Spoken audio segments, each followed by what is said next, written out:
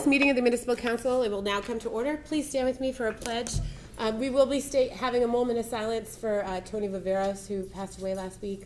Thank you very much. I pledge allegiance to the flag of the United States of America and to the republic for which it stands, one nation, under God, indivisible, with liberty and justice for all.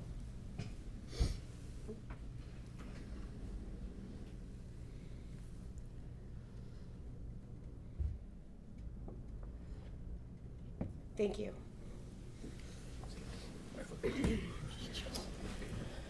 So, being that we're making up for lost time last week, where we had a meeting on Tuesday that was canceled due to weather, and the following Thursday, I just want to take a moment and thank Councilor Blair and Councilor Delicio for coming in on Thursday evening to help cancel the meeting with me. So I appreciate your efforts there.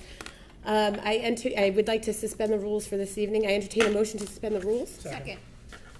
And that is a roll call vote, and we will start with Councilor Jackson. Ms. Jackson? Yes. Mr. Waterman? Yes. Mr. Gobus? Yes. Mr. Blair? Yes.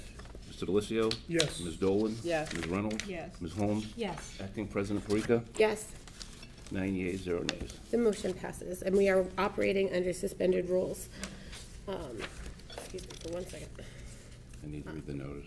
Yes, and, yes, please, we need to read the notice for the special meeting. December 4th, 2019, two members of the Municipal Council from Mark J. Cooper, Council President. Councilors, by authority of Article 2, Section 2-7C of the Attleboro Home Rule Charter, I hereby call a special meeting of the Municipal Council as follows.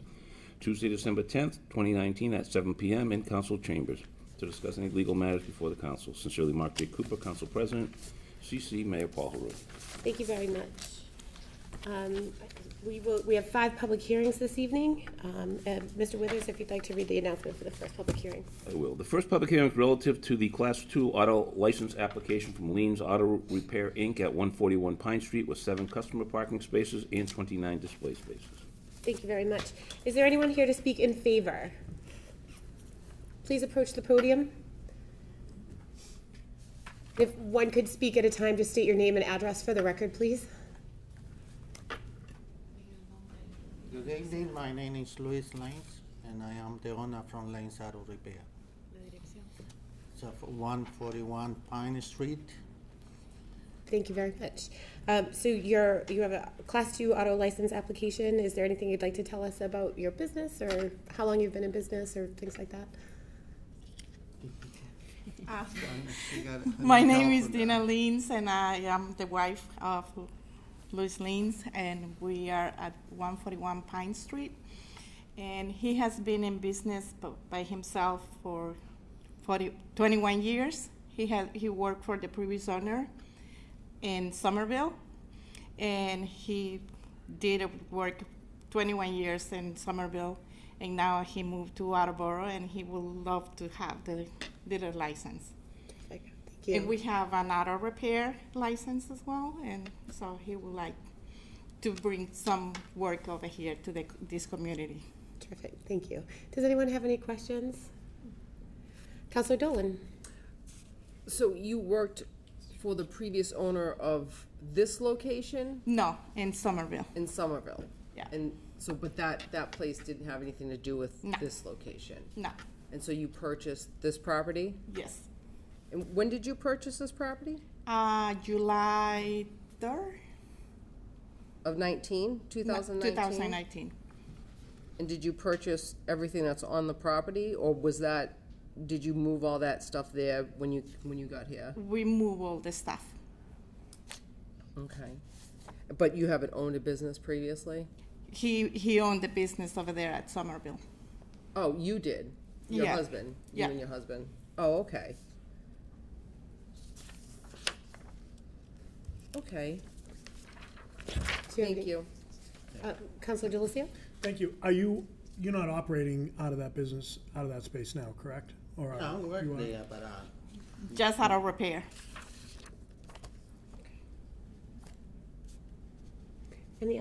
Councilor Blair? Could you describe your type of business that you do? I know I go by, and I will tell you, I was a previous owner of that property, right? Back 10 years ago. The place seems jam-packed with unregistered vehicles. It's because I got a lot of used car for sale. So that's why I come here for the license for the used car. How many? You can't hardly walk on that property. How many car I can get license? For how many? And what are you gonna do with the rest of them? I wanna do some restoration on the old car. So are you in the restoration business, or the auto repair business, or the used car business? I got both. He wants to do Over there, both. I got both. He wants to do both. He wants to like repair cars, Yeah. newer cars or old cars. He had been mainly working in Somerville in older cars like Volkswagen, Vanagons, Beetles, and he would like to continue working on those. And with the ones that he has over there, he will like kind of get the parts that he will use for the older cars and put it in some shelf over there, and then get the other body of the cars, throw it away or some recycle. Pardon me if you think I'm being bushy, but that, it seems to me like there's a lot of unregistered vehicles there. You can't hardly walk on the property. You got a trailer truck in there, I went by today, trailer body. We use that for storage?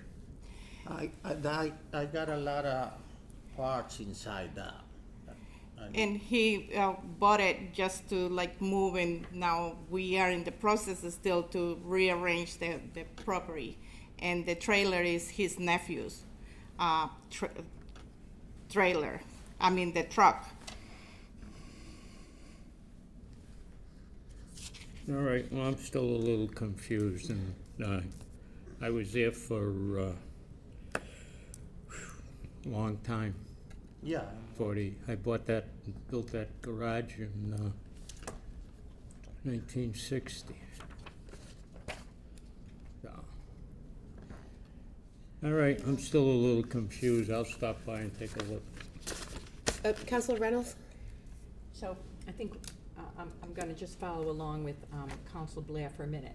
Do you think you have more than 29 cars there? You're asking for 29 spaces to sell cars and 7 spaces for customers to come on. Mm-hmm. Do you think right now you have more than 29 cars on the property? I think so. Yeah. Okay, so if you're only asking for 29 spots, what's going to happen to the extra cars? We like I said, we will have to work to get the parts out of there, the ones that we will use for the older cars, and then he has to like get rid of, like recycle the other pieces. Okay, so what you're asking for is the 29 spaces, 7 spaces for customers to come in, and then whatever is on there that's too much right now, that you're kind of storing, you've got the truck there that's storing parts and whatnot, then once you know what you can do, you're gonna start cleaning it up and moving things around. Yeah. Thank you. Any other questions? Thank you very much. Thank you. Thank you. Thank you. Is there anyone else to speak in favor? Anyone to speak in favor? Anyone to speak in opposition? Is there anyone to speak in opposition? Anyone to speak neither for nor against? Councilor Dolan, do you see any reason to keep this public hearing open? I do not. I declare this public hearing closed. Mr. Withers, if you would move on to the second public hearing, Yes, the please? next one's a public hearing relative to an amendment to the Class 2 auto license for Lime Rock Motors LLC of 722 Washington Street with 4 customer parking spaces and, and 48 display spaces. Thank you very much. Is there anyone here to speak in favor? Yes. Come on down. If you would just state your name and address for the record, please. Daniel Shabo, 10 Maplewood Drive, Lincoln, Rhode Island. Thank you. Please tell us, you're looking for a Class 2 license? I already have a Class 2 license. I'm expanding, and we need 40, 48, 49 more spots, so we did a new display for the Lot town. layout. Engineer. Engineered engineered site display, yeah. plan. And it's ready to go. We're just waiting for an approval from the town. Okay. Does anybody have any questions?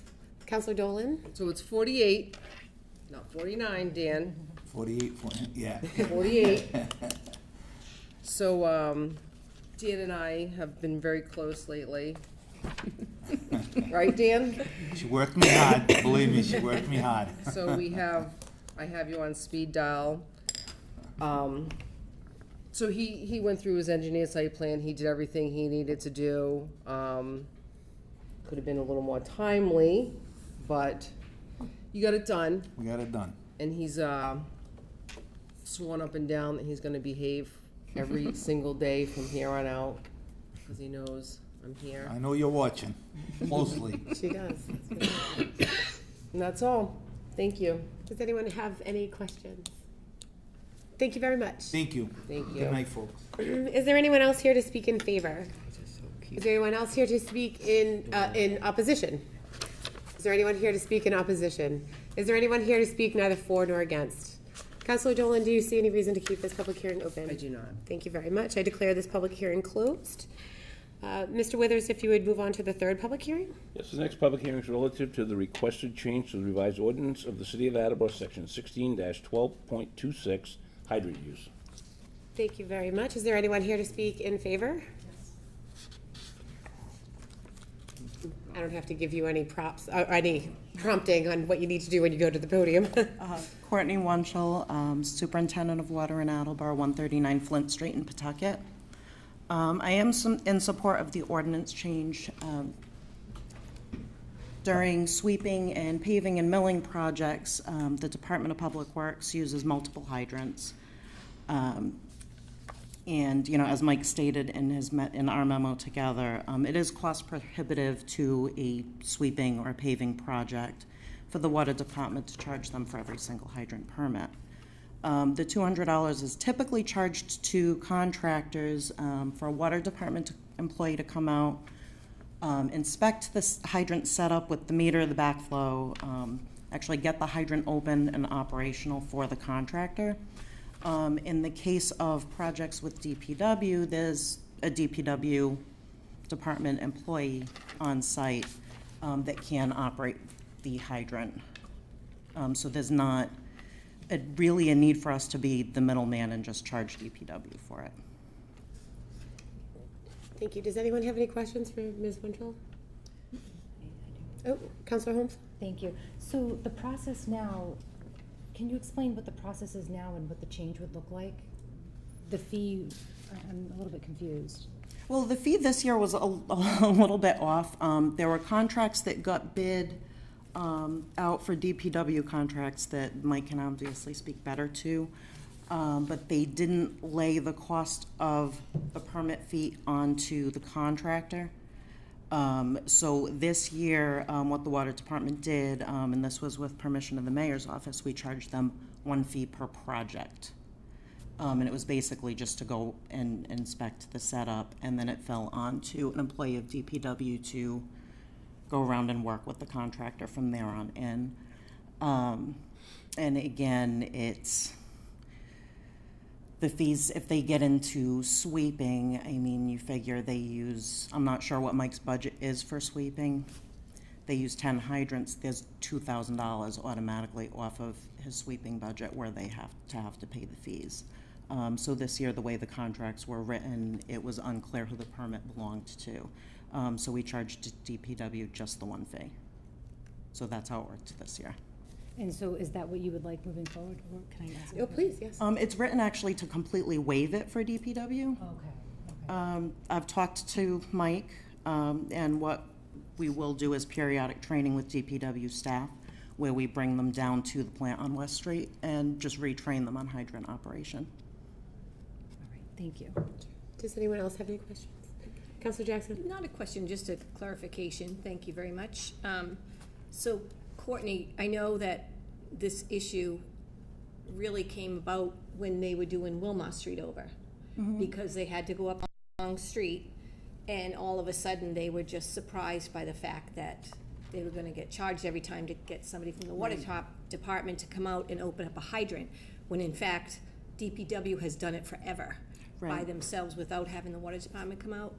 And because we already had a contract, and it's a city job basically, you know, because it's our street, so we couldn't charge the contractor an additional $2,000 every time they went up, you know, and opened a hydrant. So I think this is where this all. It comes down to, you know, if we were to do this, where actually it's the city paying themselves, it's one department to another, and it just doesn't make any sense. Okay, thank you. Anyone else with questions? Thank you very much. All right, thank you. Is there anyone else here to speak in favor? Is there anyone here to speak in opposition? Anyone to speak in opposition? Is anyone here to speak neither for nor against? Councilor Holmes, do you see a need to keep this public hearing open? I do not. I declare the public hearing closed. Thank you. Okay.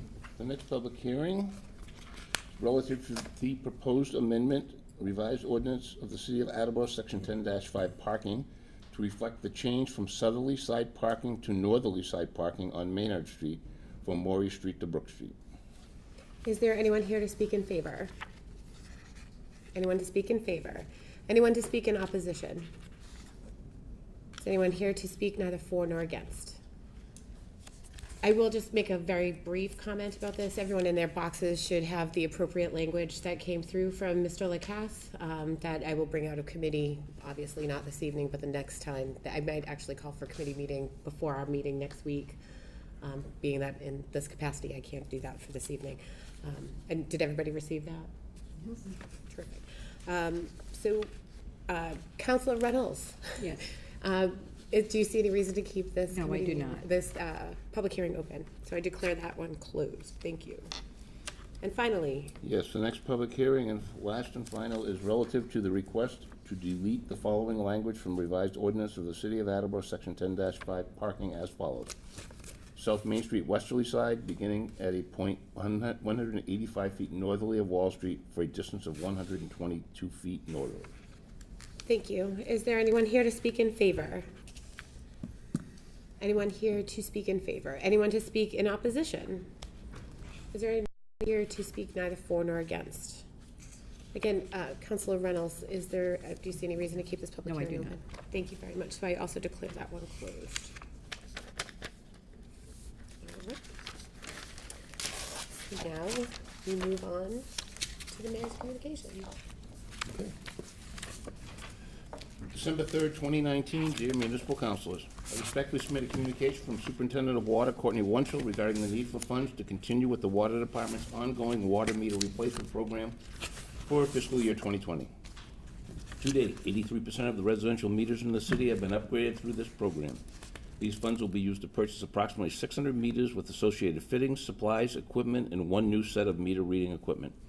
Therefore, I hereby request your honorable body appropriate $262,458.47 from account Water Enterprise Fund retained earnings to account Water Enterprise Fund water meters. Copies in your packets. Public Works, please. I respectfully submit a communication from Veterans Agent Ken Batacher regarding the donation of $200 in Stop and Shop gift cards from an anonymous donor. In accordance with Section 1-12 of the revised ordinances of the City of Attleboro, I hereby request your honorable body to accept this generous donation to the City of Attleboro. Copies in your packets. City Property and Claims, please. I respectfully submit a communication from Veterans Agent Ken Batacher regarding the need to pay a fiscal year 2019 invoice from the United Site Services in the amount of $236.50. A vote authorizing payment is needed to satisfy this debt. There is no transfer of funds needed for these services, as there is sufficient funding in the account in previous years. Copies in your packets. Budget, please.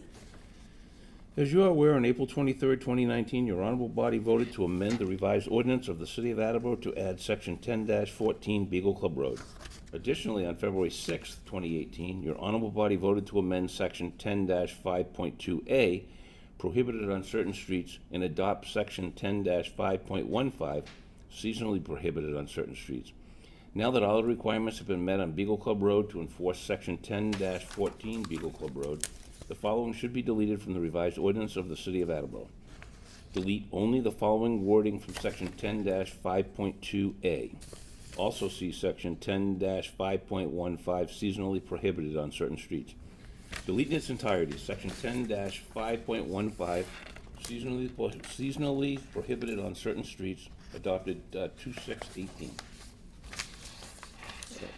Parking upon the following streets or highway or parts thereof is prohibited during the dates described herein.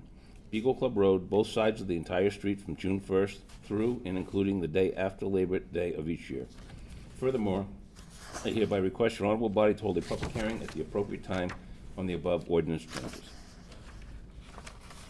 I'm going to refer that to the Transportation and Traffic Committee, as well as the Traffic Study Commission. And Councilor Reynolds, again, sorry, would you like to call for a public hearing for this on January 21st? Yes, that'd be great. 2020. 2020, yes. Thank you.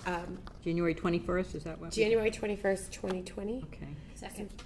Thank you. The motion is in order. Is that a voice vote or do we roll call? Voice. Voice vote. All those in favor? Aye. The motion, opposed, motion passes. Thank you. Oh, I'm sorry. Just marking my page. Sorry about that. I respectfully submit a communication from Director of Planning and Development, Gary Arazian, regarding the need to pay a fiscal year 2019 invoice in the amount of $575. A vote authorizing payment is needed to satisfy this debt. There is no transfer of funds needed for these services, as there is sufficient funding in the account Housing Rehabilitation. Copies in your packets. Budget Committee, please. Respectfully submit a communication from Superintendent of Schools David Sawyer regarding the donation of an E.F. Durant tenor saxophone with an estimated value of $350 to the Coelho Middle School Music Department from a former student, and a 32-inch LED flat-screen Westinghouse television with an estimated value of $99 to Coelho Middle School to be used in either the music room or the maker space from the Reynolds family. In accordance with Section 1-12 of the revised ordinances of the City of Attleboro, I hereby request your honorable body to accept these generous donations to the City of Attleboro. Copies in your packets. City Property and Claims, please. I respectfully submit for confirmation by your honorable body the appointment of Gianna Pina to fill an expired term in the Attleboro Youth Commission, term to expire February 2023. Copies in your packets. Personnel and Human Services, please. I respectfully submit a communication from Director of Council on Aging, Madeline McNeely, regarding the need for funds to purchase a Ricoh IMC 300 color multi-function copier. Therefore, I hereby request your honorable body to transfer $5,500 from account Citywide Reserve Fund for transfer to account Council on Aging copier. Upon approval, the available balance in Reserve Fund for transfer, to include any pending requests, will be $344,081.20. Copies in your packets. City Property and Claims, please. I respectfully submit a communication from Attleboro Public Schools Director of Business and Finance, Mark Furtado, regarding the need for funds for unanticipated repairs at several schools. This request includes both completed and incomplete repairs. Therefore, I hereby request your honorable body appropriate $95,462.68 from account undesignated fund balance free cash general government to the following: $8,935.74 to system-wide maintenance of buildings, contracted services school, to fund the repair of the Brennan Middle School backup generator injector pump. $14,603.82 to system-wide maintenance of buildings improvement to HVAC to fund the repairs at the Hill Roberts Elementary School HVAC system. $20,774 to account system-wide maintenance of buildings, boiler replacement / repair to fund the repairs at the Coelho Middle School boiler. $26,900 to account system-wide maintenance of buildings, boiler replacement / repair to fund the repair at the AHS number 5 boiler. $6,755 to Metal Contracted Services School to fund the repay of the power sheet machine in the CTE welding program. $5,660.40 to Graphic Arts Contracted Services School to fund the repair of the folding machine in the CTE Graphic Arts program. $11,833.72 to account system-wide maintenance of buildings, contracted services school to fund the repair of the steam line failure in an AHS classroom. Copies in your packets. Budget Committee, please. I respectfully submit a communication from the Legal Secretary, Allison Wood, regarding an item that the MIS Department would like to declare surplus. Therefore, I hereby request your honorable body to declare the following as surplus and available for disposition. Copies in your packets. It is an Eaton PowerWare 9170 12-slot UPS frame in obsolete condition. City property and claims, please. Sincerely, Paul Haru, Mayor. Thank you very much, and we'll move on to other communications. We received an application for a Class II auto license from South Attleboro Auto Sales, Inc., 411 Washington Street, with 10 customer parking spaces and 30 display spaces. Stand by. I lost my papers. I got it. License committee, please. We received a communication from Haley Fisk suggesting the winter parking ban is entirely unnecessary. Public Works, please.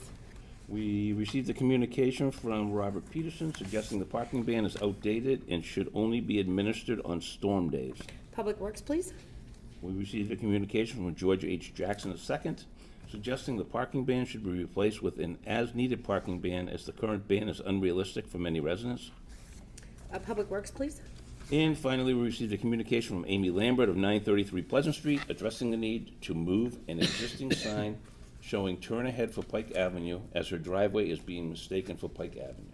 Public Works, please. And that is all. Thank you very much. I will, being at the end, sorry, hold on 1 second. I entertain a motion to go into committee of the whole. Motion is in order. All those in favor? Aye. Is there anyone who wishes to address the council on any matter of city business? Wonderful. I entertain a motion to arise. Second. Motion is in order. All those in favor? Aye. Opposed? And we are back at it. So now we will move on to committee reports. We will start with Ms. Jackson. Thank you very much. From the docket of reporting for Public Works Committee, from the docket of December 3rd, 2019, I move to approve the request of the mayor to appropriate $82,276 from the Water Enterprise retained earnings to Fund 3335 Franklin Street Water Main to install a 6-inch water main on Franklin Street. Second. Thank you. Thank you very much. The motion is in order. Councilor Jackson. No, I don't have anything to say on this. Thank you. Any other questions or concerns? This requires a roll call vote, and we'll start with Councilor Holmes. Ms. Holmes? Yes. Ms. Reynolds? Yes. Ms. Dolan? Yes. Mr. Delicio? Yes. Mr. Blair? Yes. Mr. Cobus? Yes. Mr. Waterman? Yes. Ms. Jackson? Yes. Acting President Parika? Yes. 9 yeas, 0 nays. The motion passes. Thank you. From the docket of December 3rd, 2019, I move to approve the request of the mayor to transfer $8,500 from the Wastewater Enterprise Fund to Reserve Fund for transfer to account Wastewater Enterprise Fund repair heavy equipment to repair the tracks on a bulldozer for wastewater. Second. Thank you. Very much. The motion is in order. Councilor Jackson. No further comments this evening. Thank you. Any questions or concerns? Okay, this requires a roll call vote. And we will start with Councilor Jackson. Ms. Jackson? Yes. Mr. Waterman? Yes. Mr. Cobus? Yes. Mr. Blair? Yes. Mr. Delicio? Yes. Ms. Dolan? Yes. Ms. Reynolds? Yes. Ms. Holmes? Yes. Acting President Parika? Yes. 9 yeas, 0 nays. The motion passes. Thank you. From the docket of December 3rd, 2019, I move to approve the request of the mayor to transfer $35,190 from the citywide reserve fund for capital to account recreation mower to replace a 2005 72-inch mower at the recreation department. Second. Thank you, Mr. Delicio. The motion is in order. Any comments? No further comments. Thank you. Any questions or concerns? Councilor Dolan. Did you say 109? I thought you might have said 35,109. I don't know if that matters. $5,190. Oh, I thought you said 9 Okay. instead of 90. And we've made that 90. correction. 190. Other questions or concerns? Thank you. This requires a roll call vote, and we'll start with Councilor Holmes. Holmes, right? Yes, please. Ms. Holmes? Yes. Ms. Reynolds? Yes. Ms. Dolan? Yes. Mr. Delicio? Yes. Mr. Blair? Yes. Mr. Cobus? Yes. Mr. Waterman? Yes. Ms. Jackson? Yes. Acting President Parika? Yes. 9 yeas, 0 nays. Seems like so long ago we discussed all this, doesn't it? It was.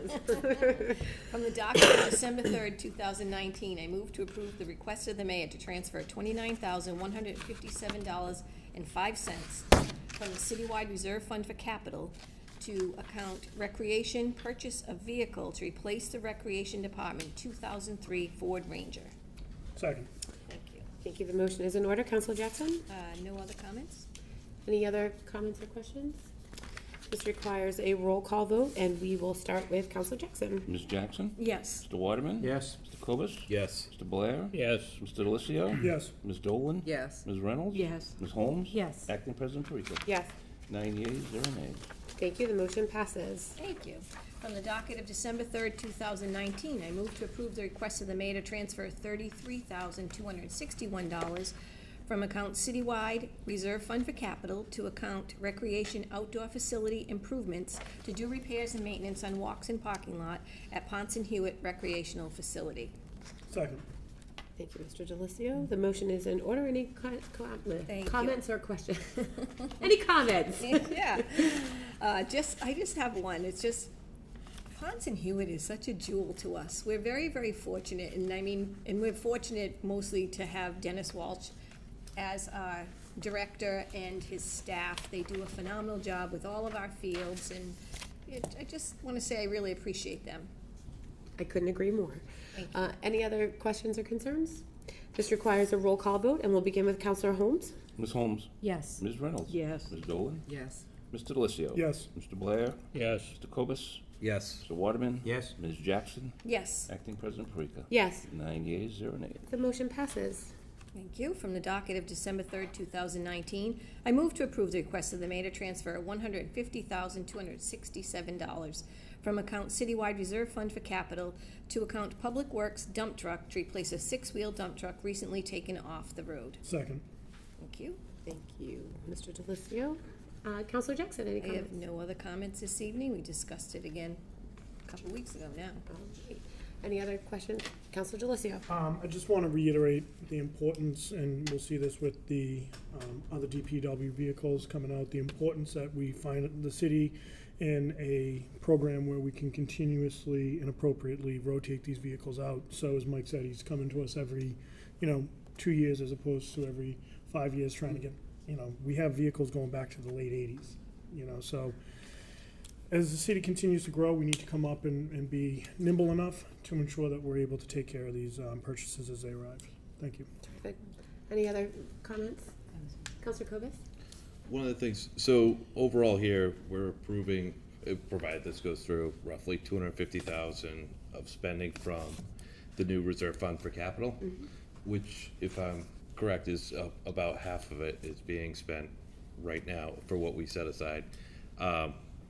One of the things I don't remember seeing is sort of an outline to say, we have this 500,000, here's, what's been prioritized, what we plan to spend it on. So I'm comfortable trusting the administration and they're saying this is the priority and this is what we want. But moving forward, one of the things I'd like to see from capital improvement is sort of a rough outline. To say we have this 500,000, this is what we plan to spend, that on, so that when we are approving it, we can know that this isn't taking away from something with a higher priority. Thank you. That's it. Counselor Blair, then Counselor Delicio. I don't know if this is a proper time, but with budget season coming up, I would like to see line items, fire department, public works, rec department, that is in the budget for equipment purchases. We can't keep bonding for these large amounts on a situation where we're put in a bind. Get it to us ahead of time. Put a $200,000, $250,000 line item in these budgets so they can, as Jay said just a few minutes ago, so they can build on something and maintain a fleet properly. So we won't be put in a bind like at the highway department. They're telling us we're going to approve trucks tonight we won't see for a year. I mean, it's absolutely foolish to get in that situation. We can't hire contractors to plow. You've seen the signs of different parts of the city in the paper. We get a major storm, we're in serious trouble because we don't have the equipment at the highway yard to take care of it ourselves. There should be line items in the budget to buy and maintain equipment and be able to replace them. At the highway yard, I brought up, we have a maintenance department down there that does tremendous job with the trucks as they break down and the equipment. But every single movable piece of equipment is out of that yard at 7 o'clock in the morning and doesn't get back till 3 in the afternoon. The only way it makes the shop is it's broke. And that's not how you run a department.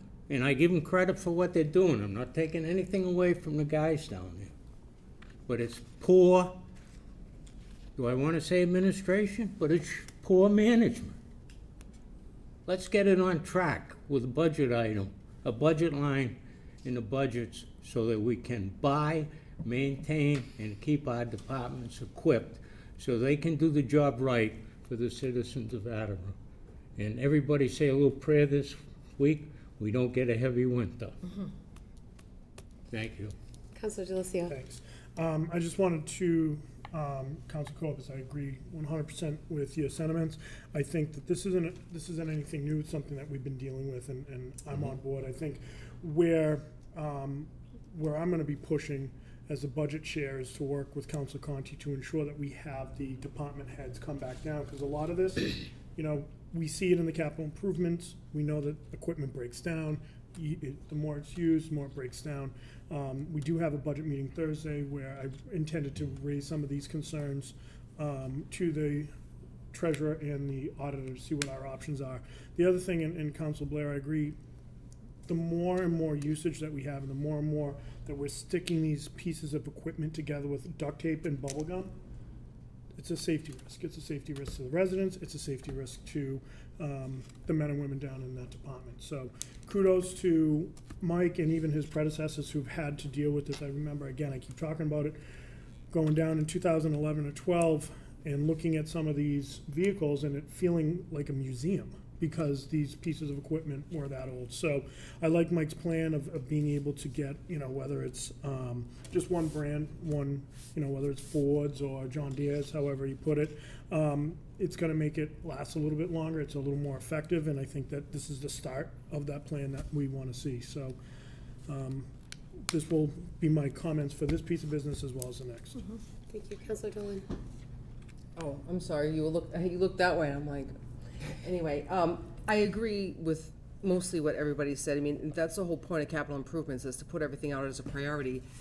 We just can't always afford to buy it. I mean, we've been dealing with this, before I was here, clearly, and I know Mike Tyler's been waiting for years for this point to come when stuff comes off the books to bond for this. And I feel like, I know we might disagree, Councilor Blair, about bonding versus, paying cash or whatever.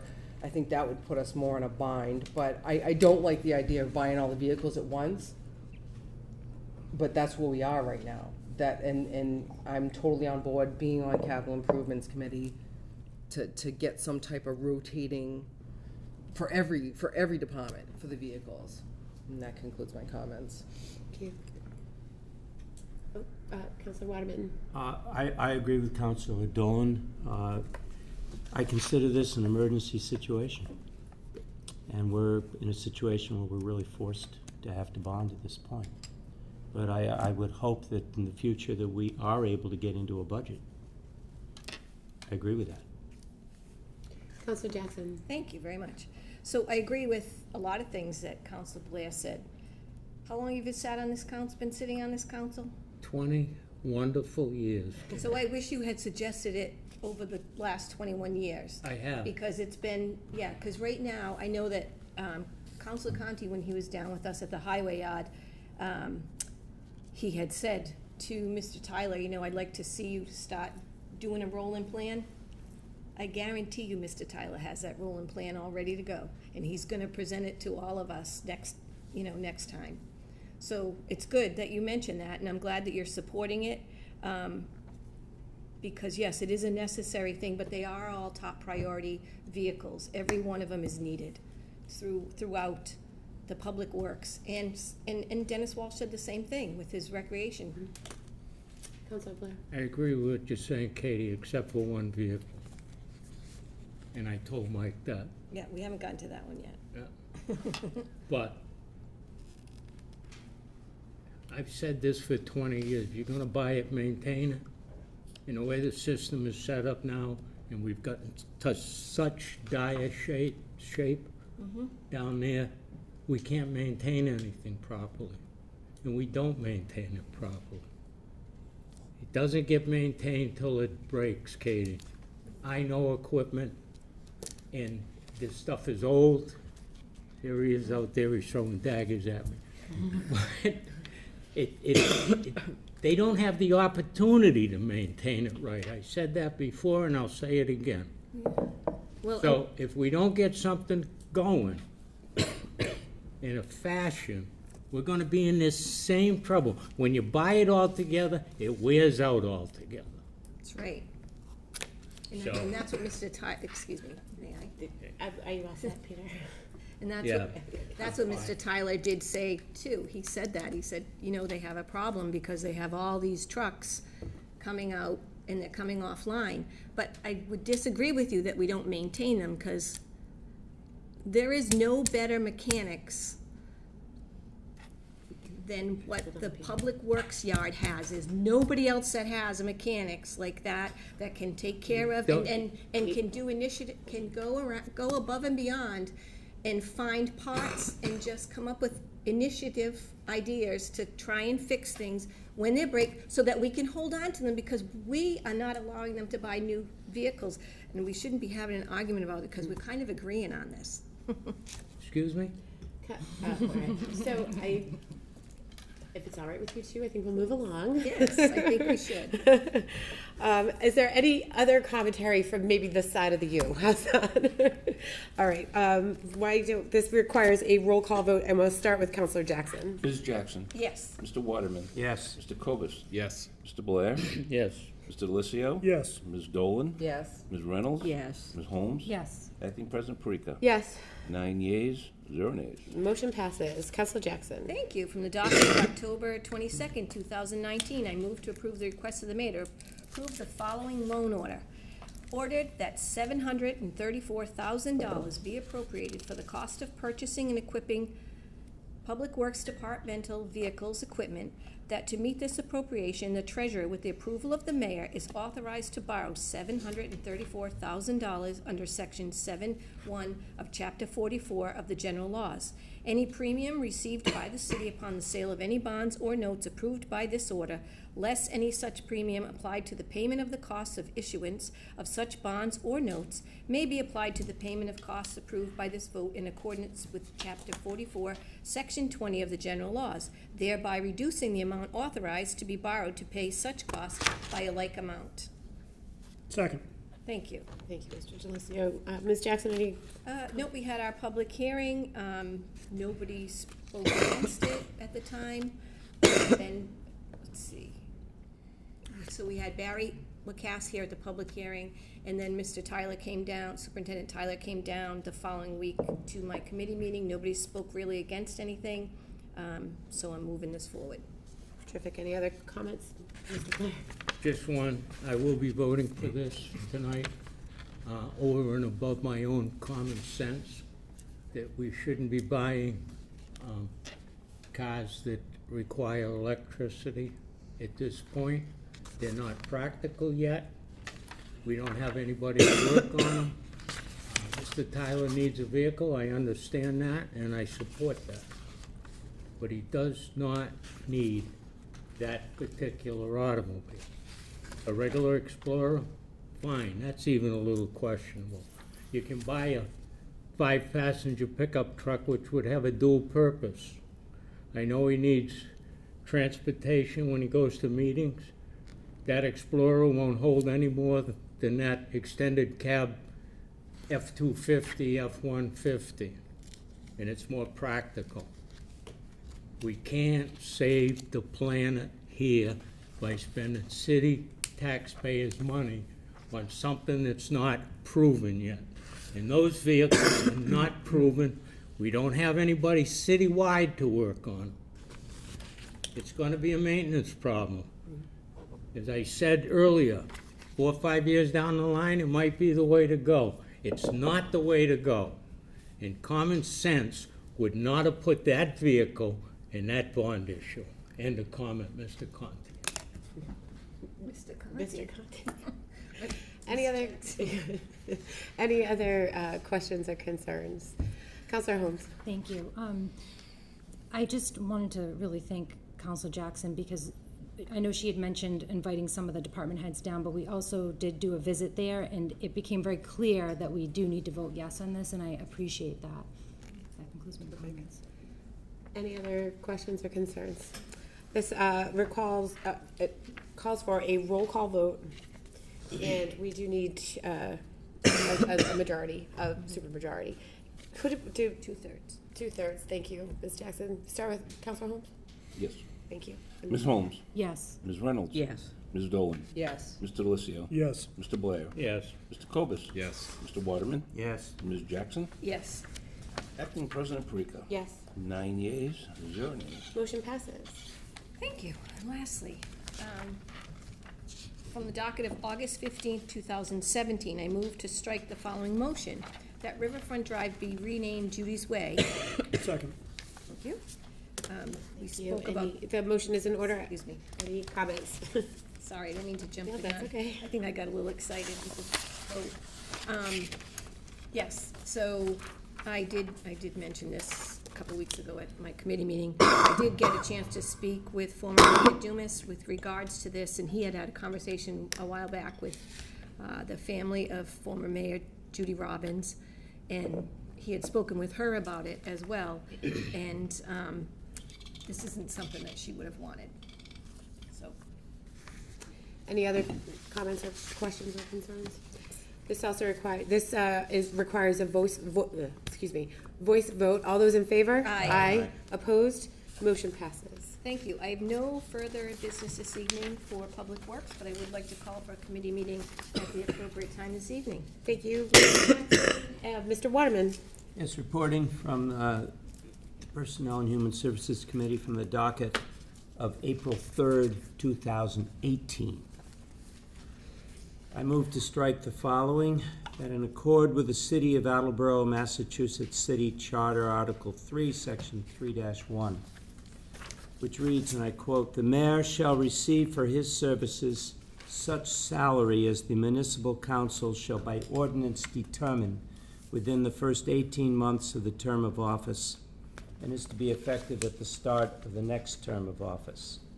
That effective January 1, 2020, the salary of the City of Attleboro mayor be set at $100,000 per year. And in addition, that the position of mayor shall be removed from the City of Attleboro classification plan as defined in the revised ordinances of the City of Attleboro, Chapter 13, Personnel, Section 5.1, Mayor, which is amended 1/5/11, which is to be deleted. In accord with City Charter Article 2, Section 7B, this measure will call for a public hearing, and a majority of the municipal council shall be required to adopt said ordinance revision. This was new business Mr. Conti introduced on 3/20/18. Second. Thank you, Mr. Delisio. Any comments with regards to this, Mr. Waterman? Well, we had a discussion on it last week, and I think everything was covered, to Okay. my knowledge. Any other questions or concerns? This requires a voice vote. All those in favor? Aye. Aye. Oh, I'm so sorry. Can I say something? I did say that. Please, I didn't see your, my apologies, Councilor Holmes. So, We'll do that Councilor again. Waterman, this was something that the mayor did ask Council Conti to introduce. So I was just wondering, did you have a conversation with the administration about this at all? This was something that he did want Council Conti to introduce. Well, it's out of date now anyways, Well, it says effective date January 1st, 2020. Do it. but it had to be introduced in the first 18 months of this, this resolution. Okay, I'm comfortable striking it because it's been so long, but this was something that I think was a promise or a commitment by the administration, and that's why Council Conti did introduce that. So that concludes my comments. Ms. Bruce? Mr. Blair? If the mayor was so interested in getting the salary cut back, why doesn't he donate it? Any other questions or concerns? Again, this requires a voice vote. All those in favor? Aye. Aye. Opposed? The motion passes. Councilor Wadman? There is no other business in front of the Personnel and Human Services Committee. We'll meet at the next appropriate time. Thank you. Councilor Copus? Reporting for the Zoning and Land Use Committee from the docket of December 3rd, 2019. I move to approve the request of the mayor to transfer $2,147.12 from account 2513530147 SPC Rec to account 2513550016 Kiosk to allow Conservation Commission to contract with the Audubon Society for a junior conservation program at Brennan Middle School. Second. Thank you, Mr. DeLucio. Mr. Copus? We talked about this 2 weeks ago. It's fairly straightforward. This will be, I think, the second or third year that in a row that they've done this. So, Terrific. Any other questions or comments? Terrific. This requires a roll call vote, and we'll start with Councilor Jackson. Ms. Jackson? Yes. Mr. Waterman? Yes. Mr. Cobus? yes. Mr. Blair? Yes. Mr. DeLucio? Yes. Ms. Dolan? Yes. Ms. Reynolds? Yes. Ms. Holmes? Yes. Acting President Parika? Yes, 9 yeas to 0. the motion passes. That concludes the business for the Zoning and Land Use Committee, and I call for a committee meeting at the next appropriate time. Thank you very much. Mr. Blair? Reporting for Public Safety and Emergency Management. From the docket of December 3rd, 2019, I move to approve the request of the mayor to transfer $55,750 from account 1124100-578380 Citywide Reserve Fund for capital to account 1210100-585140 Police Computer Equipment to replace 50 computers in the police department. Second. The motion is in order. Thank you, Mr. DeLucio. Mr. Blair? We had pretty lengthy discussion on the need for those computers 2 weeks ago. And I think it's pretty self-explanatory at this point. Thank you. Any other questions or comments? This requires a roll call vote, and we'll start with Councilor Holmes. Ms. Holmes? Yes. Ms. Reynolds? Yes. Ms. Dolan? Yes. Mr. DeLucio? Yes. Mr. Blair? Yes. Mr. Cobus? Yes. Mr. Waterman? Yes. Acting President Parika? Yes, 8 yeas, 0. the motion passes. Thank you. I have no other business at this time. I request a committee meeting in a short period of time. Thank you very much. Who's the second for capital improvements? Would you like to cancel and call for his committee? Yes, I'd like to cancel capital improvements and call for a committee meeting at the next appropriate time. Thank you very much. Councilor DeLucio. Thank you. Reporting for budget and appropriations. We have no business tonight. We do have a meeting Thursday at 5:30 here in City Hall, and Thank you. Would you like to call for a committee meeting? I have one Thursday. Okay. All right. Thank you very much. Yep. Councilor Dolan. Sorry, I was listening, but Councilor Dolan. Reporting for License Committee, from the docket of December 3rd, 2019, I move to approve the application for a Class 1 license from Courtesy Auto Group, Inc., DBA Courtesy Kia Mitsubishi at 11 and 16 Scott Street with 34 customer parking spaces and 172 display spaces. Would anyone like Second. to? Thank you, Diana. Motion is in order. Councilor Dolan. No comments, we discussed in committee. Any other questions or concerns? This requires a voice vote. All those in favor? Aye. Opposed? The motion passes. From the docket of November 19th, 2019, I move to approve the following 2020 Class 1 auto license renewals. National Van Builders, Inc., 70 through 84 Pine Street, 7 Parker Street, Attleboro for 8 customer parking spaces and 45 display spaces. Second. I'm actually, Yes, it's sorry. like group, that's all right.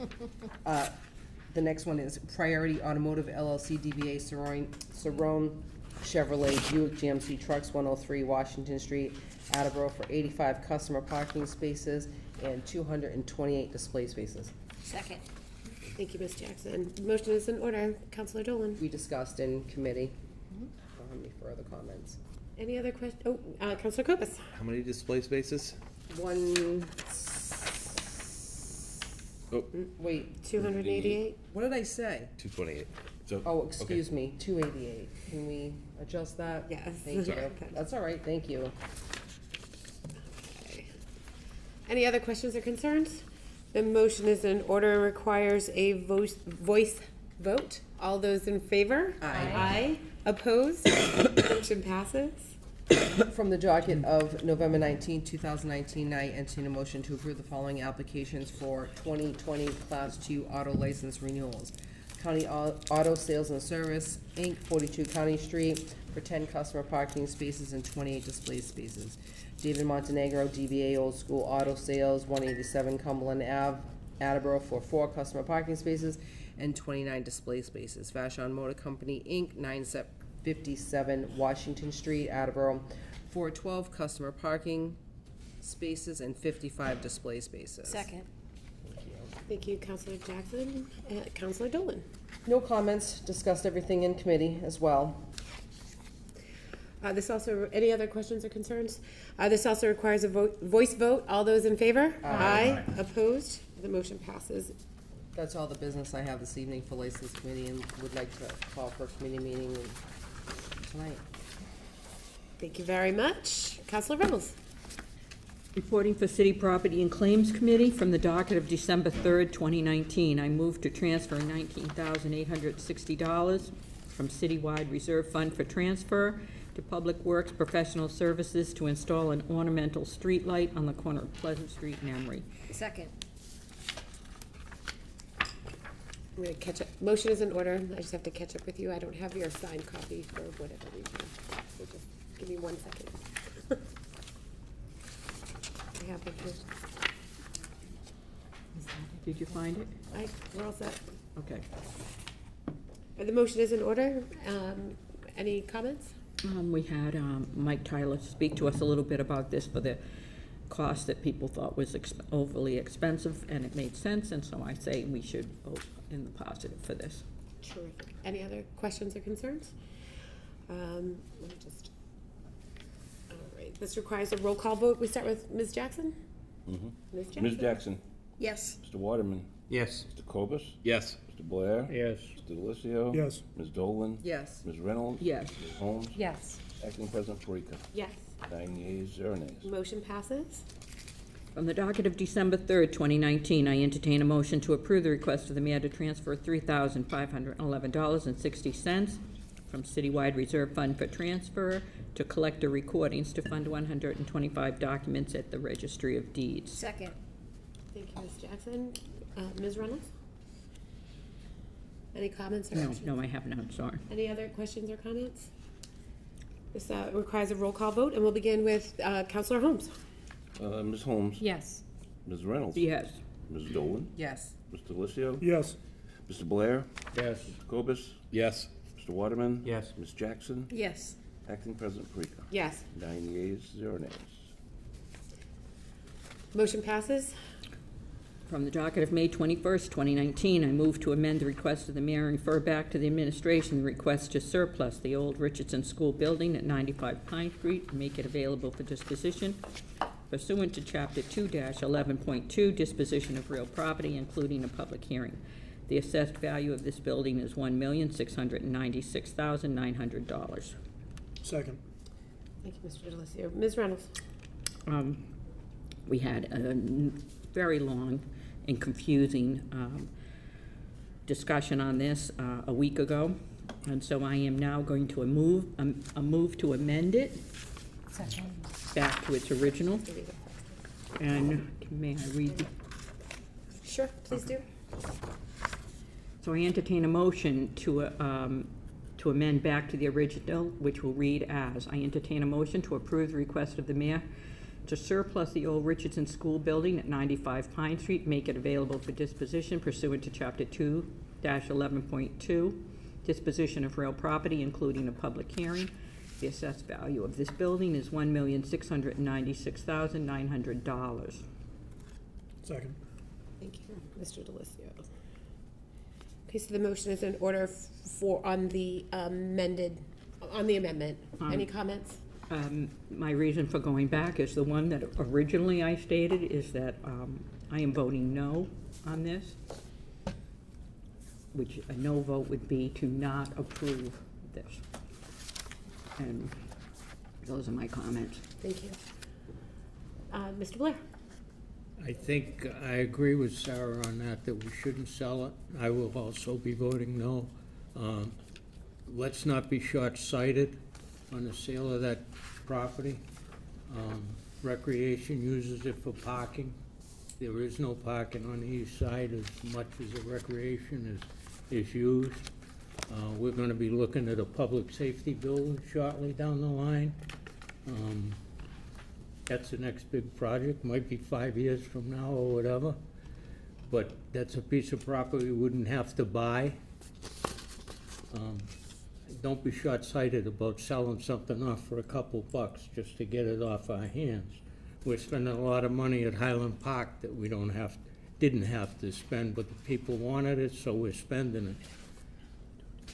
I don't think it's a good idea to sell it. I think it's short-sighted. There'll be uses in the near future for it, and I won't be supporting the sale of it. Councilor Cobus? I agree with everything you said there, and I applaud Councilor Reynolds for making this amendment to amend it back to what it was. My intent is to vote yes on the amendment, so that when we then vote on the full thing, I can vote no at that time.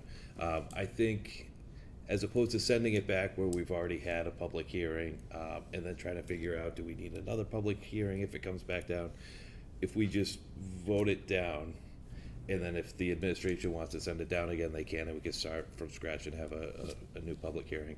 I think doing it this way is definitely much cleaner, and I applaud that, so thank you. Mr. DeLucio? I want to thank Council Reynolds for bringing it back in for this amendment. I think this is the cleanest way to go about it. I think, there's talk about, there's new information and new things that might have come to light. Let's just, vote this down, start from scratch, get that new information. If there's a need for a new public hearing, if we're gonna do this, let's do it the right way. And I'm not 100% in love with the idea of selling the building to begin with. Very similar to some of the concerns that Council Blair raised. Thank you. Thank you. Any other comments? Mr. Waterman? Well, it's very important that we protect the social service agencies that are there. That is absolutely the most critical reason. And so I applaud Councilor Reynolds for this amendment. Thank you.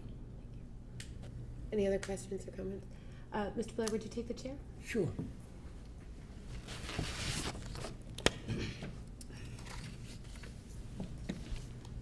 Yes. Thank you, Mr. Blair. I too think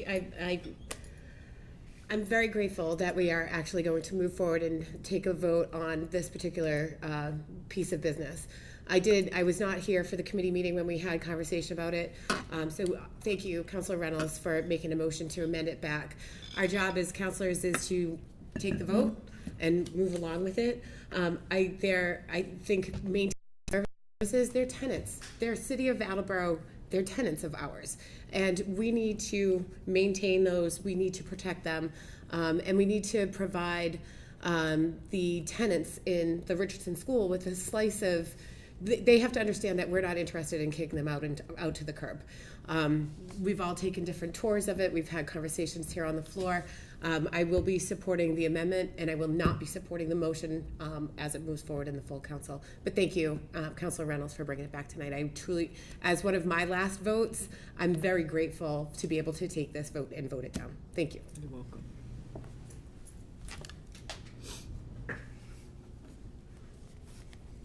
Thank you, Peter. So any other questions or concerns? Point of order. Sure. Since I don't have a copy, and I don't know if other people have a copy of the amendment, would it be possible for you to read it one more time? I can do that for you. Or Sarah, if you would I like don't to do mind. that. That's fine. I'll do it one more. Please. Thankfully, I can because Diana here gave me a lozenge.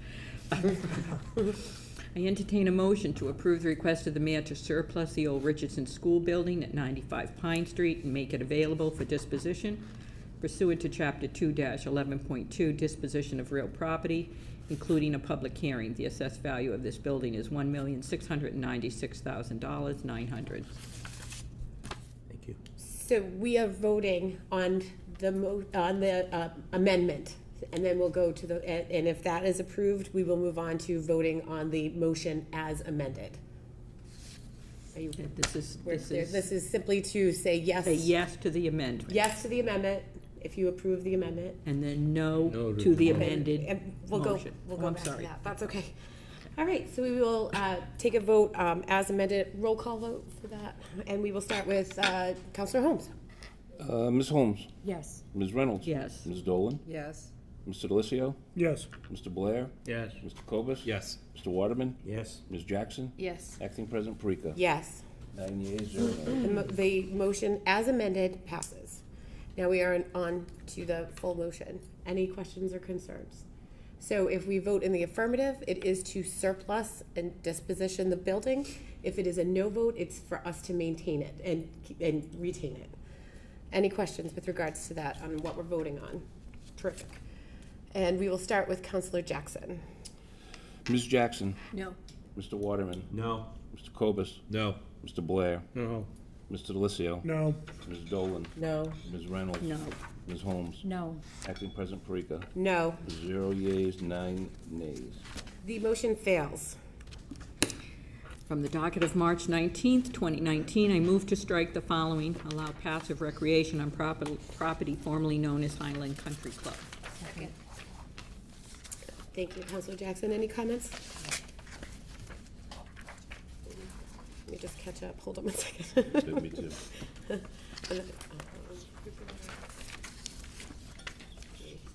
Okay, the motion is in order. Any questions or concerns?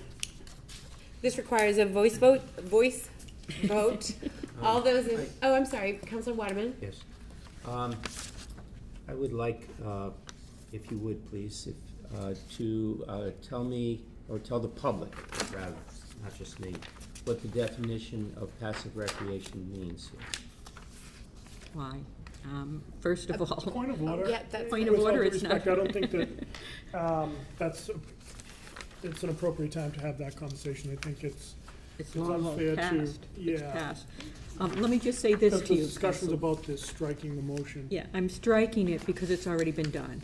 It's not an issue anymore, so I'm striking this because what we had originally requested has been happening. Okay. Very briefly, if you look it up in our ordinance book, there is a definition of that. It's about riding your bike or walking, or there's hunting is also included in that, and a variety of other topics are classified by the Mass General Law. Just as a point of clarification, I'm happy to help with that after the meeting, if you'd like. Just for me. Well, in general, sure. We've had lots of conversations about passive recreation, Manchester Reservoir. This particular thing, so, Okay, but I so- understand, thank you. Any other questions or concerns? This requires a voice vote. All those in favor? Aye. Opposed? Motion passes. And that is all the business City Property and Claims Committee has this evening. But I would like to call a committee meeting at the next appropriate time. Thank you, Ms. Reynolds. Ms. Holmes? Ordinance Election Legislative Matters has no business this evening, but we'll have a committee meeting tonight. Okay. Thank you very much. And a special committee? Special Committee for Tax Abatement Review has no business this evening, but has a committee meeting later tonight. Terrific. We have one piece of new business, and I recognize Councilor Holmes. Thank you. From the docket of December 17, 2019, I entertain a motion to refer the following matter to the appropriate committee for study and recommendation. Delete section 7-8.6, the city's revised ordinance in its entirety, and replace it with the following. Property owners who are eligible for the property tax exemption under the provisions of the general laws, chapter 59, section 5, clause 41C, shall, upon application to the health department, receive a 33 1/3% exemption on the solid waste fee established under section 7-8.1. Second. Thank you. Thank you, Councilor Delicio. Any comments, Councilor Holmes? This, I don't know if everybody recalls, but Barry Lacasse, the budget director, had spoke about this. This is it would line up with what we already are doing under the exemption. So this would, if we do pass the exemption under the special committee for tax abatement, this also has to follow, so it would make sense.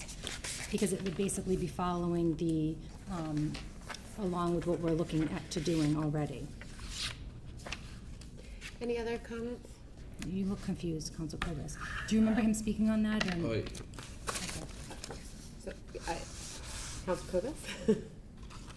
I do remember that. We can discuss it when it comes before the. Okay. So. Any other questions or concerns? Okay, so this requires a voice vote. All those in favor? Aye. Opposed? The motion passes, and I will refer that to the Special Committee for Tax Abatement. This also requires a public hearing. Councilor Holmes, would you like to call for a public hearing on January 21st of 2020? Please.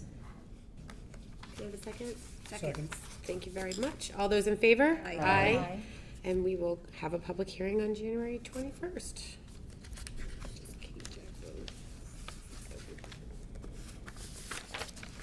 Thank you. We did have one other piece of new business, but we're going to hold on to that. We do have one piece of old business, and I'd like to recognize Councilor Blair. Mr. President, do you want me to read that whole? I think that would be helpful, yes. I entertain a motion to close a public hearing on the loan order from November 19th, 2019 regarding the loan order for the fire department vehicles. Ordered that $1,054,000 be appropriated for the cost of purchasing equipment of fire department vehicles. That to meet this appropriation, the treasurer, with the approval of the mayor, is authorized to borrow $1,054,000 under Section 7(1) of Chapter 44 of the General Laws. Any premium received by the city upon the sale of any bonds or notes approved by this order, less any such premium applied to the payment of the cost of the issuance of such bonds or notes, may be applied to the payment of costs approved by this vote in accordance with Chapter 44, Section 20 of the general law, thereby reducing the amount authorized to be borrowed to pay such costs by a like amount. Second. Thank you. The only amount of old business that we have to manage this is Councilor Blair. Would you like to close this public hearing? Yes, I would. Thank you very much. I declare that public hearing closed. So just a couple of brief reminders for everybody here this evening. We do have, next week is a regular meeting on the 17th. Last week when I was acting president, previously I called for, at the request of President Cooper, called for a special meeting on the 19th, which is Thursday evening, in the event that we need to clear up any business, because that will be our final meeting for 2019 and with this term. So just so you're all aware of that, and that residents at home are aware of that. With that being said, we will move into committee meetings after this. And I make a motion to adjourn. Second. All those in favor? Aye. And we are adjourned. Thank you. Great job, Heather. Thank you. I'd like to call the Public Works Committee to order at 8:14 this evening. And I have one guest this evening. Superintendent Michael Tyler, if you wouldn't mind coming to the podium. So I've asked Mr. Tyler here this evening so that we can talk about three of the letters that came in to my committee this evening with regards to the winter parking ban. I wanted his professional opinion and for him to let the public know where he stands as far as the parking ban and lifting it. So, Mike, if we could just talk to that issue, because I did get a communication about a year ago from a young man who was having a tough time because his children now drive and, you know, his cars were out in the street, and they're very concerned about the fact that, you know, they have to move their cars around, and he actually went and, you know, had someone come look at his driveway, and it was too expensive to expand it. But I know you and I had spoken way back when, and Bobby, I think, was in that meeting as well at the time, and the gentleman had recommended, like, what's it called, reverse 911 for that issue, but we talked about that, and it's kind of like, I don't want to get a call at 1 a.m. and say, hey, please, I don't park in the street, but if I had a car in the street, or I don't have a car in the street, I still don't want to get that call at nighttime, because I don't want to have to get out of bed, or I'm not even going to need to get out of bed, but I'm going to get that call anyways, you know, all of us are. And that's not necessary. But if you could just talk to that effect on the parking ban and where you stand and how you feel, if we should continue with the way it is or switch it up a bit. Absolutely. Thank you. So first of all, I mean, we don't want to inconvenience any residents if it's not something that we really need to do to perform our work. We try to minimize that at all times, but I think they're being a little short-sighted and asking that this parking ban be taken out, where it's actually going to be much more of an inconvenience for the residents of the city of Attleboro. And I say that, I think everybody's under the big misconception that, well, you can watch the weather forecast and you know when it's going to be plowable snow, so you'll have enough time to sufficiently notify the residents of Attleboro in whatever method we came up with. That is true. But I think it's very important for the city council to understand that's only about not even 1/3 of the amount of times that we go out. The majority of the times that we're going out, we're actually de-icing and sanding these roadways. And I know that we have a problem right now with the parking ban. Even though it's enforced from December till April 1st, there's still a lot of cars parking on the roads. And you can see them in our snow removal efforts, because the car that's parked out in the road, once we go down the road, now that car is no longer there, maybe 3 or 4 hours later, but the big snow ring row is sitting there in front of it. So again, redundancy, well, my department has to go back there and clean that road off again for, it might be the 4th time. So getting back on my point on the de-icing, you have to realize that these trucks, they're not anti-ice. They're just a 6-wheel vehicle. They do tend to slide. They will slide if you're not driving them properly. The sand is behind you. It's not in front of you. So the last thing we want is obstructions in our way. And that's what happens when you have that. For the de-icing program to be successful, it calls for that truck to almost be in the middle of the road at all times, realizing that if there's oncoming traffic, you do have to move over to yours. I'm not playing to play a game of cat and mouse, but that's how the job is done properly. So I think the nearsightedness of lifting the ban is, number one, it's not just about snow removal. It's about winter in New England, living in New England, and the conditions we have to drive. You will see the amount of claims go up substantially if they take the parking ban down, because there's going to be a number of people right now that do not pay attention to the parking ban. I can just imagine what's going to happen when we have to do it on a daily or snow-based. There's always going to be somebody who says, I didn't get that message, and as much as we try. And again, we're out there on these situations, okay? The first thing we're trying to do is get the roads open for public safety vehicles, police and fire. After that, once the snow subsided, now we're cleaning it off for the traveling public. So with these vehicles parked on the road, we can do the best job we want, but if you have them staggered in the wrong way, that fire truck is not coming down, can't access that road.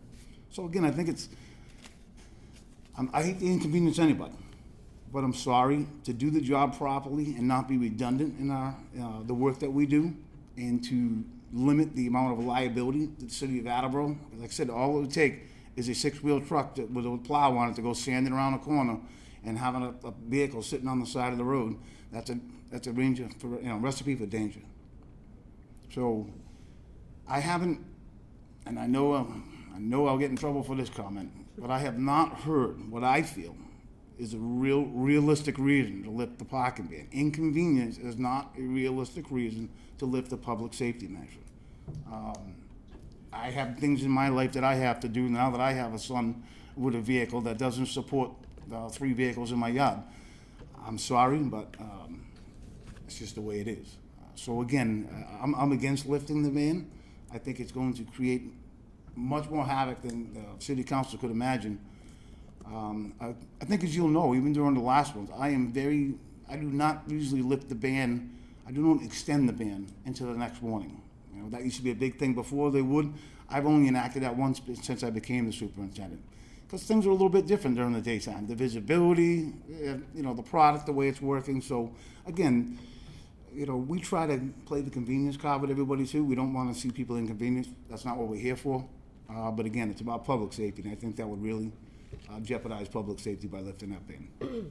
Thank you. Questions? Thank you. Council Thank Acting you. President Parika. Hi, Mike. How are you? Good. How you Good doing? to see you. So, how is it that other communities can manage, not a blanket ban, Because in the conversations that I've been having, this has been a common conversation that I've had over the course of the last 6 years with technology and all of those kinds of things. There are other communities that have parking bans that take effect, whether it's like 9 o'clock on a Thursday morning until noontime on a Saturday or whatever the case may be, which encapsulates that icy period of time. Like, so for example, today, the temperature's supposed to drop. We're supposed to get, it's been raining all day, so it's going to get icy. And then we're supposed to get snow at some point between now and tomorrow night and things like that. So we're kind of aware. We all have apps on our phones. We have all of those kinds of things. So how is it that other communities can implement these kinds of bans and have them not be blanketed? I've had, automatically I typically think of like Holman Street and Emery Street and most of the streets adjacent to here where we have lots of multi-families. Families drive larger cars now that we all, you have kids, I have kids. We have 5 kids in my 5 cars in my driveway when my daughter comes home from school. So it's always that, we're always doing the car shuffle.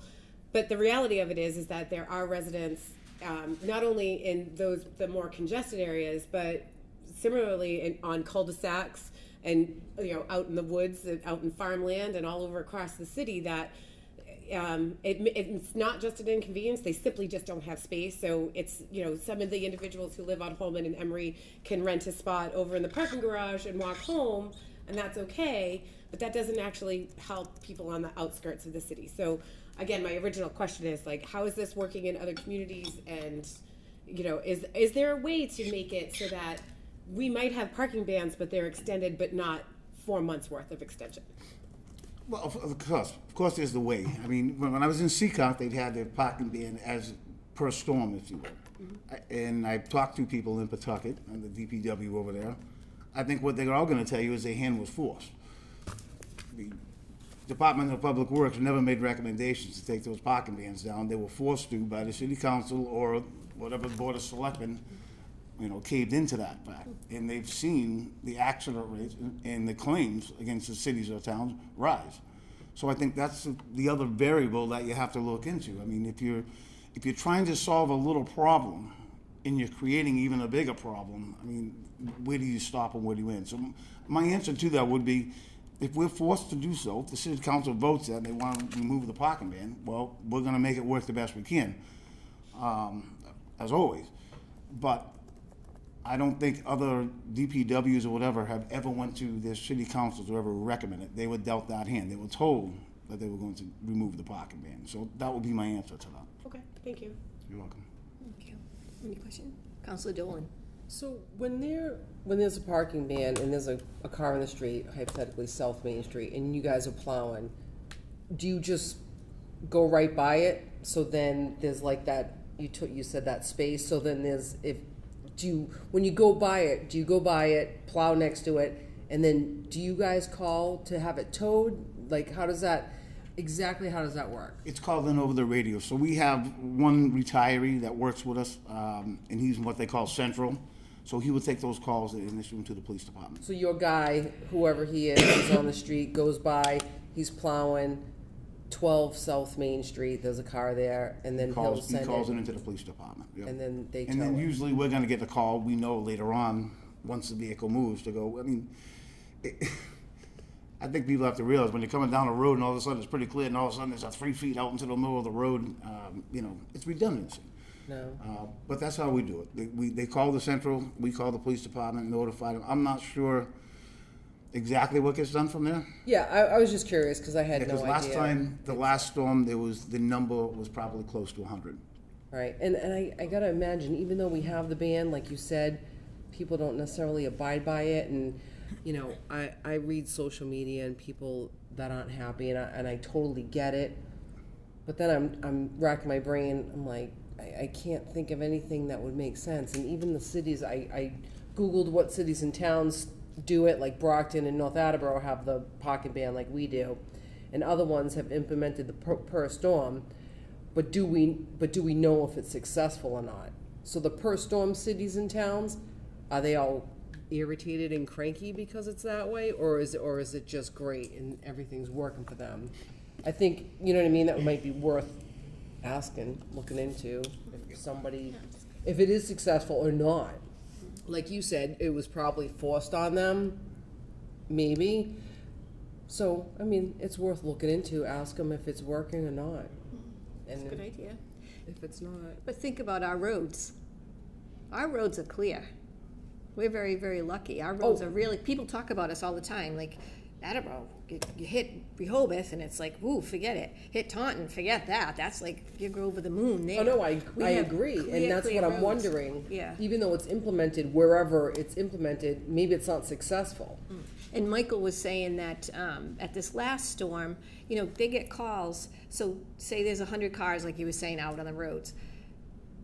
When the plow goes by and it leaves that mound, then they'll get calls from the people who live there and they're complaining because the mounds are there in the street. And it's like, they never came down here and finished plowing, you know? No, it's like, I know. you know. Right. The east side is traditionally, I mean, and I get it. I mean, it's very tough for parking. Yeah. I mean, we have to recognize that there is an issue, but I do believe you're creating a bigger issue by lifting the ban. Like I said, we got hundreds now that don't pay attention to it. I can just imagine what's going to happen when we say, well, we're going to either do a reverse 911 call. You know, as it is now, I call the weather stations. There's an electronic thing, so it's on all the TV stations. The Sun Chronicle always helps out with it. So, and you're right, in today's world, there's many avenues where we can get that message out to you. But how many people are going to say they just didn't get it? I was working, I was whatever. Timing of a storm can be any time. There's no convenient time. I agree. Any comments? Thank you. Acting President Parika. Thank you very much. So it's interesting because I had that problem. I had on my little teeny tiny street, there was a gentleman who lived across the street who classified himself as emergency reporter. So he never parked in his driveway, and he always parked in front of my house. And so the plow would come, like his car was out there no matter what, just in case he got a phone call that he had to go to work. And it was never plowed. The end of my driveway was 4 feet into the street, and it was always like that. I guess that I think that the way, if there was a possibility to repeal the parking ban, I think that there has to be like a message, not just a singular message that goes out, but you know, the residents of the city of Attleboro, this is what you've asked for. We need your assistance in this. You know, if we have a winter where we have 2 storms, then they're only inconvenienced twice for however many days those storms are. If we have a winter where it's 20 storms, it's a different topic. But in between all of those, we need you to agree with us that we'll let you park there in the wintertime, but you need to, you know, sign up for this. If you know that this is a problem that you have limited parking and you have to park on your street, we need to like work in cooperation with the community. And I think that there's a way to do that. I just, I struggle. I understand all the reasons that you have mentioned for having the winter parking ban. But I think in this day and age, again, you know, with technology and social media and things coming from, you know, having a City of Attleboro Facebook page and reverse any of the things that we need to do, if we're going to give a little on the parking ban, then they need to give back when we need them to not park on the street. And you say that, you know, we all know, again, like the guy who parked in front of my house for 6 years until he moved. That was a problem. We would go out and we would snow blow it. I certainly wouldn't call him back for that and we asked 100 times to have him plowed out, like have him towed, and that never happened. So I guess one of my follow-up questions is that you don't have the ability, with this ordinance, would it be helpful if we added language in there that you guys have the ability to call the tow company to have them towed out of there, instead of going through that other process of having whoever your designee is call the police station and have the police station have to put that out? And can you shorten up the time period? We tow a couple cars in the middle of a snowstorm, the word gets out and people learn the lesson fast. Well, I think what you're going to see like right now we get it, but if we have to do it when it's by storm or whatever, it becomes a public safety issue. We're not just going to ask the police to go, so we want the tow trucks, we want those things out of there. Right. So that's what you're going to see people now, instead of getting a courtesy knock on their door, asking them to come out and move their vehicle. It's not going to be an option. Right. Because when you create a public safety issue, the chiefs are going to get on me. They're going to say, I can't access X road. And so I said, well, I'm going to access that road. Then we're gonna tow it all, just like they do in Boston. It's a very common thing when they're gonna sweep streets or something like that. They put the notice up, and if you're there, you're gone. So, and I can just imagine the complaints the city council would get once they start towing 15 or 20 vehicles, because that's not something that we do have the right to do it right now, but it's not something that's done. Okay, thank you. Councilor DeLucia. Thank you. Council Jackson, thank you for starting this conversation, because we've all heard from people, you know, we've gotten phone calls, we've gotten, obviously, these communications and letters. I certainly understand, Mike, and thank you for coming down, especially, what's third, fourth meeting in a row you've been with us, so thanks. But, you know, we have to start the conversation. We have to, you know, be able to go back to our residents and just say, hey, guys, here's a situation one way or another. I think we need to look at every option that's available. I don't know what the right answer is. I think that it's going to be an amalgam of some sorts. I think we'll have to speak with the chief. We'll have to, and I mean, you and I go way back. I mean, I obviously value your opinion. But I think that when we talk about, you know, the residents, we have to be, it's our job. It's our job to look into what their concerns are. And one of the concerns I had when we talk about the public safety is, you know, they only have on-street parking in some areas, you know, or it's limited. So then we talk about a public safety, so they're driving a block and a half away, trying to find somewhere else where they might be able to park, then they have to walk back in the storm. So I see both sides of it, and I certainly understand why we have the blanket ban in place. I understand the frustration that you folks have, especially when you have to, as you said, you give the courtesy knock, they still don't move, then you have to go back 3, 4, 5 times.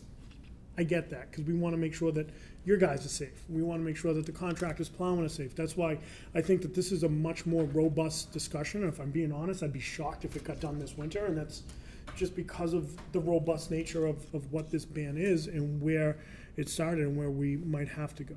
So I think that this conversation is the right conversation to have at this point. So thank you both. Councilor Blair. Born and brought up on the east side, Mike. I lived your frustration many a years. The east side is loaded with 3 deckers, 2 deckers, not adequate parking.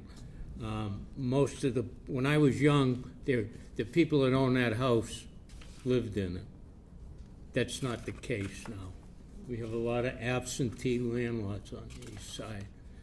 You know, the guy that lived in the house owned it, he rented to the 2nd floor. If that person on the 2nd floor had a car, he made sure the guy got off the street. But I've seen, we got a decent storm on the east side.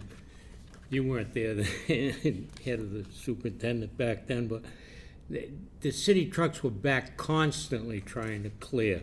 You'd get down School Street and the road was this way, this way. You know, banks this high when we used to have snow. The banks were this high. I think it would be a cluster, an absolute cluster, if you lifted the ban, completely lifted it. I know it's an inconvenience to some people, but absentee landlords, they won't put in that extra blacktop to get those people off the street. I mean, you're going to see it. So lifting it, I think you'd be in for a real cluster in areas like the east side. And there's no excuse for somebody that lives on a cul-de-sac not to get their car off the road. You know, if they're a single-family home on a cul-de-sac, there's no excuse for them to leave a car on the road. If they don't have room in their driveway, park it on the lawn, as long as it's not my lawn, Mike. But the east side's a problem. It's been a problem for the last 50 years anytime it snowed. But the comment you made about you tow a few, you know, and I think they tow a few, it sends a message to people that go out of their way a little bit to get those cars off the road. It's funny that you mentioned east side. I grew up on, my parents owned a house on Elizabeth Street. I don't know if everybody's familiar where Elizabeth Street is, over where the old Kentucky Fried Chicken used to be. And it was a 4-family, and we lived on the 1st floor, and there were 6 of us, 6 kids. And my parents rented out the 2nd floor. There were 2 apartments on the 2nd floor, and the 3rd floor that was rented out as well. So all the cars were in a single driveway, but my parents had to move the cars all the time because the tenants were elderly and they wouldn't come down, you know, to move the cars. But I remember that as a kid all the time, like they're going out constantly because, oh, Martha needed to get the car out and this one needed, but I can clearly remember that because we had the parking ban way back when. And I can't, personally right now, living over in Ward 4, and if you look at Slater Street, people actually park on Slater Street, and it's very difficult getting around that windy road when there isn't any snow. So imagine if we didn't have a parking ban and they just parked there during a snowstorm. I mean, it's hazardous, I think, but yeah. Any other questions or comments? Please, Ms. The only Counselor comment Reynolds. is that I agree with Mike. If you're towing 100 now, you're gonna be towing 200 or 300 if you don't have a ban. I don't think inconvenience is a really good reason. I just don't. It's a pain, yes, but, hey, I worked in Boston. That was a nightmare, you know, the way that they do it in there, it's a nightmare. And, I think we have, you know, we have to do what's best for the department. And we do have clean streets. They do a really good job. Yeah. I think that's what counts. That's what we're looking for, and we shouldn't change it. It works. It just works. So I would agree with Mike that we should just leave it alone. And I'm glad we had this conversation tonight because, I mean, I don't know how many cars we have in Attleboro. I don't know how many drivers we have in Attleboro, but these 5 people, I understand they have an issue. There probably are others, but we've never heard from them. But yeah, and I appreciate you being able to hang on this evening to come and chat about this, and we probably will have this conversation again soon. I wouldn't doubt it. But thank you very much for being here this evening. If nobody else has any other questions or comments. I would say Please. one more thing. Counselor Reynolds. You know, in the 1970s, only the father or the man in the house had a car. You know, I, like Kate, came from a big family, 8 kids. Now today, everybody has a car. The mother has a car, the kid has a car, 5 kids in a family, they all have a car. That was not the case. It would be a nightmare if you look from the 70s to today, how many cars are in the city at any given time, just from people that live here. And that's what I think would make it so disastrous, quite frankly. That's what I think. Thank you very much, Counselor Reynolds. Any other comments or questions? No? Great. Thank you very much, Michael, for being here this evening. We do appreciate it, and I appreciate your comments. You're very welcome. And congratulations on the new equipment. Any other comments, questions, topics? Okay, great. I would ask for an adjournment for the Public Works Committee at 8:38, please. Thank you. All those in favor? Aye. Opposed?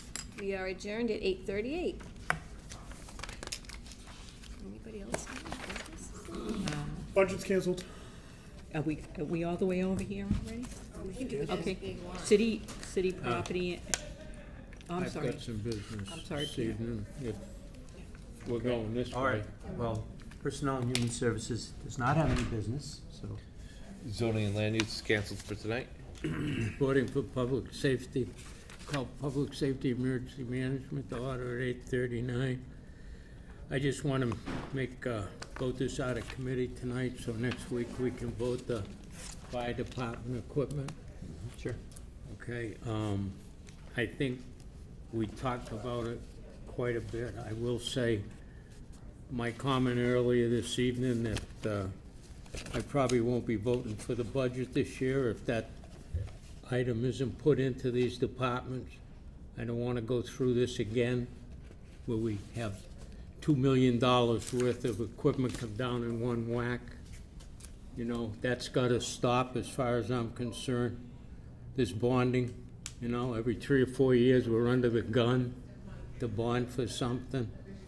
Fire department, I heard the figures of what the ambulances bring in on a yearly basis. I was flabbergasted, right? It seems to me that could support an ambulance every couple of 3 years. But it's got to be a line item in the budget. It can't be, yeah, we'll do it and don't do it. So they need this equipment. I think the chief explained it properly when he was in. and it goes back to maintaining it, you gotta have a line, you've gotta have a piece of equipment good enough to replace a piece of equipment to take it off the road for proper maintenance. I don't know if I explained that properly when I was talking about, Quick point of order, if you don't mind. what? We didn't read the motion and second it. Yes, sir. Just wanna, I know, you're all anxious to get out of here. no, I just wanna make sure that, you know, Okay, I read the motion, the headline, right? Entertain a motion to close a public hearing for the loan order from November 19th, 2019 regarding the loan order for the fire department vehicles. I will read the motion completely for you. Ordered that $1,054,000 be appropriated for the cost of purchasing and equipment fire department vehicles, that to meet this appropriation, the treasurer, with the approval of the mayor, is authorized to borrow $1,054,000 under section 7.1 of chapter 44 of the general law. Any premium received by the city upon the sale, I read this, by the sale of the bonds and notes approved by this order, less any premiums applied to the payment of the cost of insurance of such bonds and notes may be applied to the payment of costs approved by this vote in accordance with chapter 44, section 20 of the general laws, thereby reducing the amount authorized to be borrowed to pay such costs by like amount. second. Second. I read that once, Jay. It's never seconded. Okay, second. Thank you. Just looking out for you. And my comments stand that I want to get this out of committee, so we vote on it next week. There's a considerable cost difference if we don't get this voted by the first of the year, so these purchase orders can be sent out. Okay? Any questions, comments? Hearing none, all those in favor? Aye. Aye, motion passes. I have no other business this evening, thank you. Call for adjournment. Call for adjournment at 8:43. Second. Thank you. All in favor? All in favor? Aye. I want out of here too, my back is killing me, and I've been very patient. Can you cancel transportation? I read that. I'd like to cancel city property and claims, please. City property and claims? City property. Oh, no! Excuse me. You have the That was a good one. I'm gonna change that. I'm gonna cancel capital improvements. And is it my turn for licenses? Did you cancel? And I'm gonna cancel traffic and transportation, which is normally there. Go ahead. All right, so is it me? Yes. Okay. Okay, I'd like to call License Committee to order at 8:44. I have a couple here. So from the docket of December 3rd, 2019, I entertain a motion to approve the application for an amended Class 2 license, auto license for Lime Rock Motors LLC of 72 Washington Street with 4 customer parking spaces and 48 display spaces. Second. So if you remember, a few minutes ago, we had the public hearing for this. Do you have any questions? Anybody have any questions or anything? Not for Lime, no, it was the other, Lime Rock was the second public hearing? Correct. Okay. He was the amended license, not the new. No, and you speed dial, you're comfortable, it took him a little while to conform, but he's doing okay. He knows that you're a Hawkeye in him and things like that. Yeah. He did, he did everything he needed to do. He went to the, engineer, they did a new site plan and,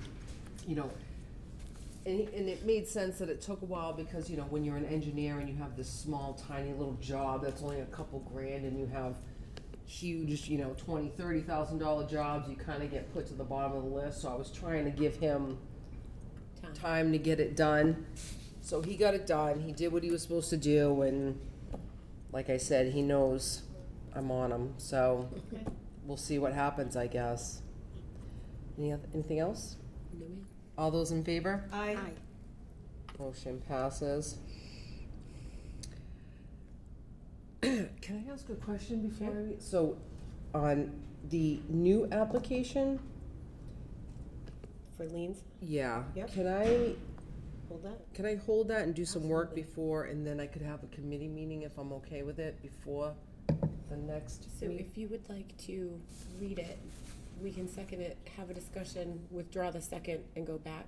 That might be a little helpful in this moment with the public hearing so far. Okay. So from the docket of December 3rd, 2019, I entertain a motion to approve the application for a Class 2 auto license for Lean's Auto Repair, Inc., 141 Pine Street with 7 customer parking spaces and 29 display spaces. Second. Does anybody have any comments? Thank you, Councilor Dolan. So, I would very much like, I agree with you in the question that you just posed, like, there's some work that needs to be done a little bit here.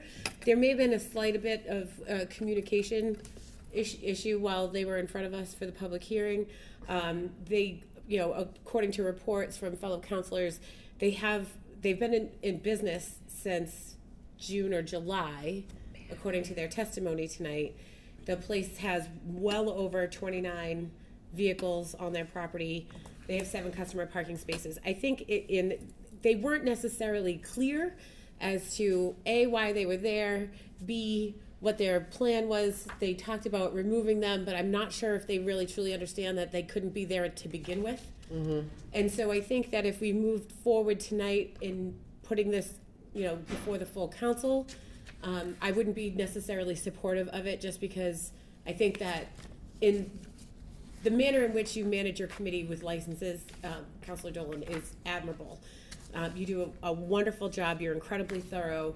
And I think it would be beneficial for you to go and have a more in-depth conversation with them about and I would love to see them in compliance prior to the issuance of their license, where they're already doing things that they shouldn't be doing because they don't have the license to do it. So I would love to be able to give them that opportunity. I enjoy having new businesses here in our community. This is definitely not a non-business friendly measure, but I don't want to move forward with approving a license where we already know that they may be problematic. So Correct. That's how I feel about that. So I feel exactly the same way. Anybody else have any questions? No, like I said, I don't want you to think I take it personal, but it does bother me a little bit to drive down Pine Street and see a junkyard on the corner there. And I don't personally think they know what's required. No, I agree, and I have to be honest. I don't know who owned the property prior, and I don't know. Richard Lumner that owns Attleboro Collision over in Falmouth. I sold him that property 10 years ago, and he sold it in July.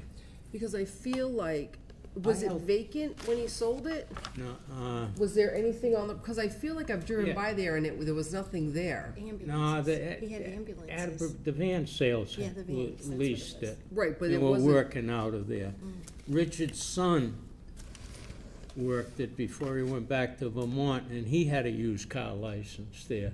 But I had a used car license there. I had maybe 3-4 cars at a time. But I was conscious of my neighbors, very conscious of my neighbors. It was always clean, it was always neat. I was surprised nobody showed for the public hearing tonight, to be honest with you. In your travels, drive down Pine Street. That's all I can ask you I to will be do. there tomorrow. Kate, would you like to withdraw your second on that, and I'm just gonna hold it? Yes, I withdraw my second.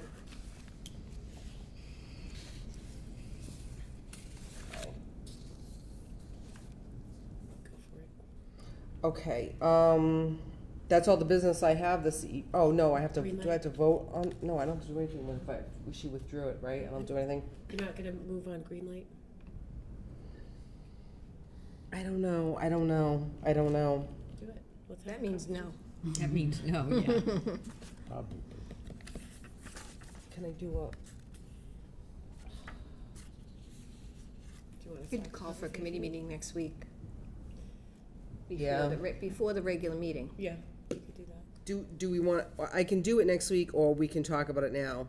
I'd like to talk about it now. A member of my committee would like to discuss it now. Okay. Whatever you want. From the docket of November 19th, 2019, I entertain a motion to approve the following application for a 2020 Class 2 auto license renewal. Greenlight Auto Sales, Inc., 650 Washington Street, Attleboro, for 10 customer parking spaces and 49 display spaces. Second. Does anybody have any questions or comments? I'm just getting my paperwork. So we all, we all have information with regards to this particular renewal, or Yeah, it's a renewal. this is a renewal, and so I will not. So there are some times that we need to have a vote of that. There's the work of the committee that can be done where we can kill something in committee. With licenses and things like that, it's something that I feel strongly should be moved forward for a full vote of the council. If this comes in front of the full vote of the council, I will not be supporting their renewal. Again, as I stated earlier, you do an incredibly thorough job researching, and we're all aware of the circumstances surrounding this particular dealership. And it always boils down to a conversation with regards to proper person. But when we've done research, I can ask the chairperson to distribute to everyone. Anytime that we've had city solicitor report, city solicitor opinions as it pertains to licensing and revocations or non-issues of renewals or things like that, the council tends to focus on the proper person portion of it, but there are many other earmarks that are conditional of the privilege. It is a privilege to be given a license to be able to operate a business here in the city of Attleboro. We have specific reasons, specific earmarks that you need to follow, rules and regulations. Greenlight Auto Sales does not follow those. Part of the application process is that the owner needs to be on the premises. He's never there. There are certain things that are taking place that he's completely unaware of. We've had multiple resident concerns with regards to things that have taken place down at that location. So, and the individual who's the general manager at that location had his license revoked because of these same practices a couple years back. So, again, it's a matter of, it's not necessarily about the owner not being a proper person, the other things that are required of being granted the privilege to have a license. He's not meeting those either. And there's been multiple conversations. There's been some police activity at that location. There's a variety of different things where our number one job when it comes to issuing the privilege of a license is to protect the residents and the people who are doing business with that business. And I feel that we need to step up as it pertains to this particular dealership and provide that level of protection. So that's all I have to say about that. Right, and so just to add to what Heather said, the license that was revoked by some members of the council in 2015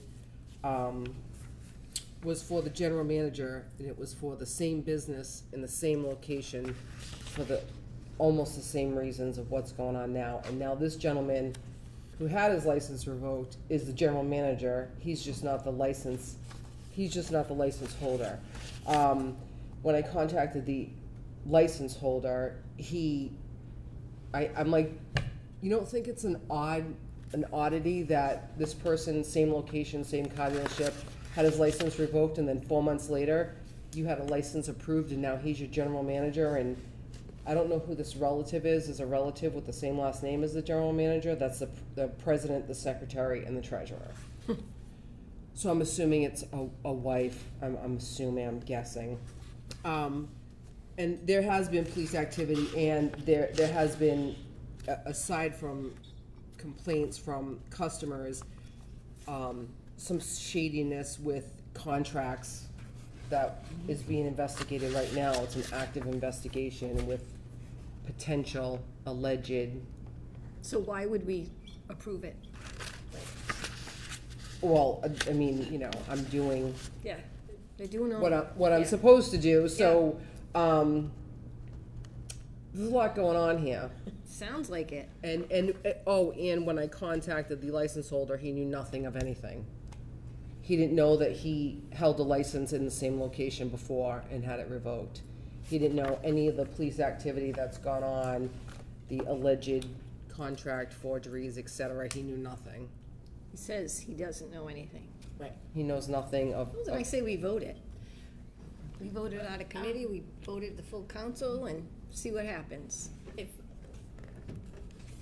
I may. Yes, of course, go ahead. So if I could make a request of the chair, I would suggest forwarding the scanned copies of, that I had Virginia send to you. I would have Virginia send that to the full council so that people could have take a look at that. I can do that. So I think for legal reasons, we do need to vote. We would need to vote it out of committee and have it voted in front of the full council and have very specific reasons as to why we're not granting the license for it, and that's explicitly stated in those two city solicitor opinions. So that's yeah, I can ask Virginia to forward that to the rest of the council. But you all did receive. I gave you copies of the police reports. I assume everybody got them. And that's all I have to say. Does anybody else have anything outside of my committee? All those in favor? Aye. Motion passes. That's all the business I have for licenses tonight. I'd like to adjourn, call for adjournment at 8:57. Second. All those in favor? Aye. Thank you. I'd like to call the City Property and Claims Committee to order at 8:57. We only have one matter on the docket this evening, and it's to strike a motion. So from the docket of September 17th, 2019, I entertain a motion to strike the request from School Department to declare surplus and available for disposition the following items: bins, weights, speakers, clocks, kickboards, power towers, lane lines, lane line reels, flags and flag poles, starting blocks, lights, 2 aluminum ladders, and lettering that spell out William Dench Natatorium. Second. Thank you. Any questions or concerns? Okay, all those in favor? Sorry, I'll be very brief. So Please. the intent, of course, the intent. I have a bet on what time we're getting out of here. Sorry. So the intent of this is to have that resubmitted by the school committee in an individualized fashion when those things are available. We have had numerous discussions, or I have, with members of the school committee. They misinterpreted how things are supposed to be surplused and whatnot. So we are striking this so they can come back and do it properly. Terrific. Thank you. Thank you. All those in favor? Aye. Thank you. That motion passes, and that is all the City Property and Claims Committee has. I would like to call for an adjournment at 8:59. Second. Thank you. All those in favor? Aye. And that closes us out this evening. Thank you. We are adjourned at 8:59. I will call Ordinance, Elections, and Legislative Matter Committee to order at 8:59. Myself, Council Waterman, and Council Jackson. I have 2 motions this evening. From the docket of June 25th, 2019, I entertain a motion to adopt the following ordinance. Ordinance relative to the registration and maintenance of vacant residential buildings. Be it ordained by the Attleboro Municipal Council of the City of Attleboro that Section 3, Servability, subsection 3-12, registration and maintenance of the vacant residential buildings of the revised ordinance of the City of Attleboro is hereby amended as follows. Second. Thank you. This is, we already have the ordinance for residential buildings, but this is to add the commercial piece to it. I spoke to the Economic Development Director today, and the biggest part of this is she will now be able to register vacant buildings. Right now, there's a lot of question of, is the building vacant? She has to kind of track it down, and sometimes she'll get a call for a business even looking to come into the city, and she doesn't even know if the building is vacant or how to reach them. So this is a way to organize this, but it's also, it does encourage business owners to keep their property in a certain order. So it's something we've been requiring of residents with homes in the city already, and I do think it's fair to also ask businesses to just basically follow the same ordinance. Does my committee have any questions or any comments? I just reviewed it today, and I don't disagree with anything in here. It's, I think, very comprehensive. And I guess we do need to register. It's fine. Thank you. So next week, I may ask to add, DPW did ask for us to include broken downspouts, because I know that there's some businesses that have a downspout that goes right into a city street and things like that. So if it's broken, we're asking that they also repair that. So I will be asking for a motion or an amendment next week in one section to just include that as well. I'm preparing that right now, but I'd like to move forward. This has been some time now. It was over the summer that we had the public hearing. So.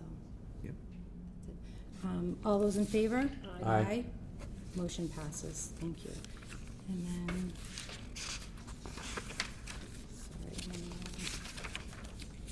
this is a long one. This is like 10 pages long. From the docket of May 21st, 2019, I entertain a motion to adopt the following. Ordinance relative to dog control.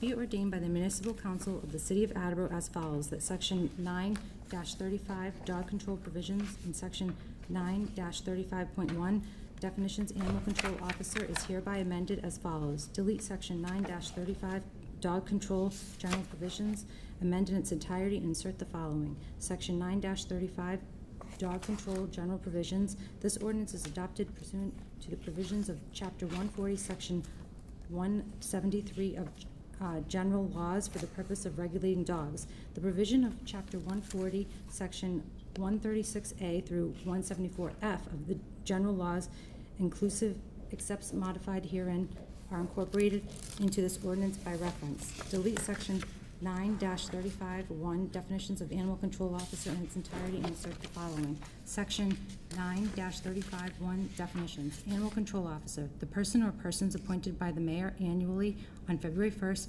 to perform the duties prescribed for the position by this ordinance and by applicable provisions of Chapter 140 of the general laws, is authorized to enforce Section 136A to 174F of the general laws inclusive. Second. Thank you. So this is, it sounds, sorry, it sounds like a lot, but basically we already have the ordinance Section 136A to 174E. So we're just adding 174F.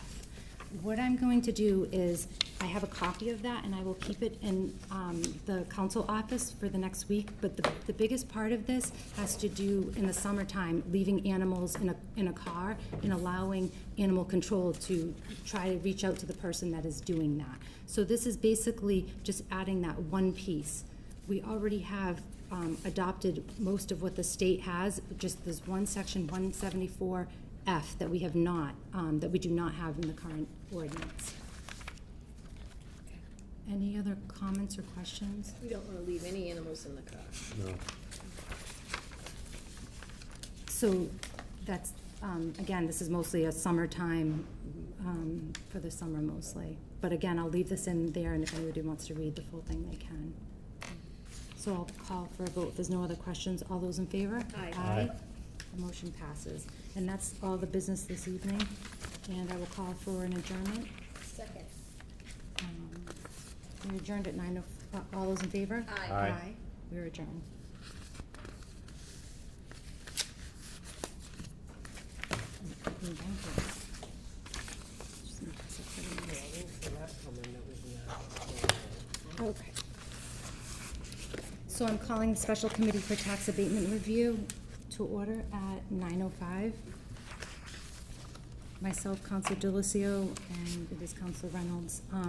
I'm going to bring out, I would like to bring out hopefully two motions this evening. There's one motion that I'm still waiting. The team was supposed to meet last week, but there was a snow day, so I'm still waiting on the numbers of how we get reimbursed by the state for the exemptions, so I'm not gonna bring out that motion. I'm hoping to bring out the senior work-off motion and then the deferral motion. So those are the two that I'm hoping to bring out this evening.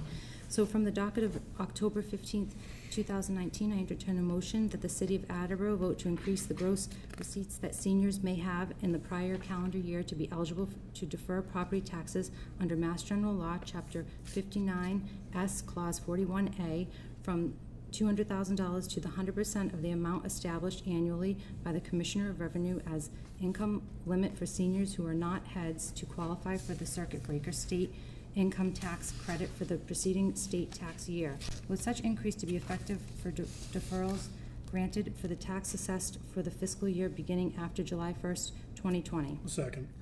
Thank you. Just write this down. The deferral program, the benefits of this program and working to widen this, that more people can access this is very important. This is the one program that the city eventually does get paid back the money. And seniors can use this program 1 year and then decide the next year that they don't want to use it. So basically, they can apply every year as they'd like to, or they can decide if there's a difficult year, they can apply and then kind of back away from it. So I think that this does offer some, potentially some support for some seniors. This program has not been utilized that much, but I think part of that goes into the next motion. The interest rate was quite high, so I think that if we do lower the interest rate and increase the amount, that we can potentially reach more individuals. Thank you, Councilor Holmes. So when we think about what it is that you're tasked with as chairing this committee, I don't think it's gonna be one size fits all. I think we have to have a couple different options. I like, and that's kind of the game changer for me, is the fact that they can opt into it every year. I think, because my background with reverse mortgages, and I know that this is the close parallel to a reverse mortgage, that scared me. If it was, you're in it now until the end, that was, to me, too limiting and too scary. I think at this point it gives a little more flexibility, and I think that it's one option. And I think as we go on, we're going to have to continue to, and if you look at the pieces of business in here, it's more than one option. So I think it helps eliminate that broad brush stroke. So I'll be supporting this. Thank you. Any other comments? Okay. All those in favor? Aye. Motion passes. I entertain a motion that the City of Attleboro reduce the rate of interest that accrues on the property tax deferred by eligible seniors by Mass General Law, Chapter 59, Section 5, Clause 41A, from 8% to 2.5% with such reduced rate to apply to taxes assessed for any fiscal year beginning after July 1st, 2020. Second. Thank you. So this would potentially bring more individuals in, not that high interest rate of 8%, but 2.5%. This was what the team had thought was a good number. So the assessor, the budget director, everybody came up with that number and felt like that was fair. Any other comments or questions? I really like that portion of it, and that opens it up to more individuals to be able to take part of that. So I appreciate the collective coming together for that. I will be supporting that on the full floor when it comes out next week. So thank you for that. Thank you. All those in favor? Aye. And then the next one. From the docket of May 21st, 2019, I entertain a motion that the senior citizen property tax work-off abatement, Mass General Law, Chapter 59-5K, and it was adopted June 22nd, 2000 by Attleboro, increase the total number of participants from 120 to 150. Second. So this was the number that, after meeting with Madeline, she felt like could be managed. With the increase, I think that there was an increase in staff for her as well. And she's also, it was actually really kind of exciting to get everybody together because there was some paperwork that was pretty redundant and she was able to streamline it a little bit. So there was even like an administrative aspect of feeling like it was helpful to kind of look over the paperwork and she also has been reaching out to department heads about other places that seniors could potentially work. So I think that this program has shown a lot of success, and we should increase it.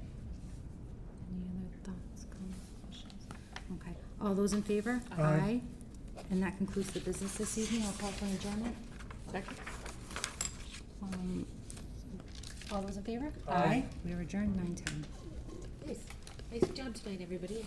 Thank you. And we. All adjourned.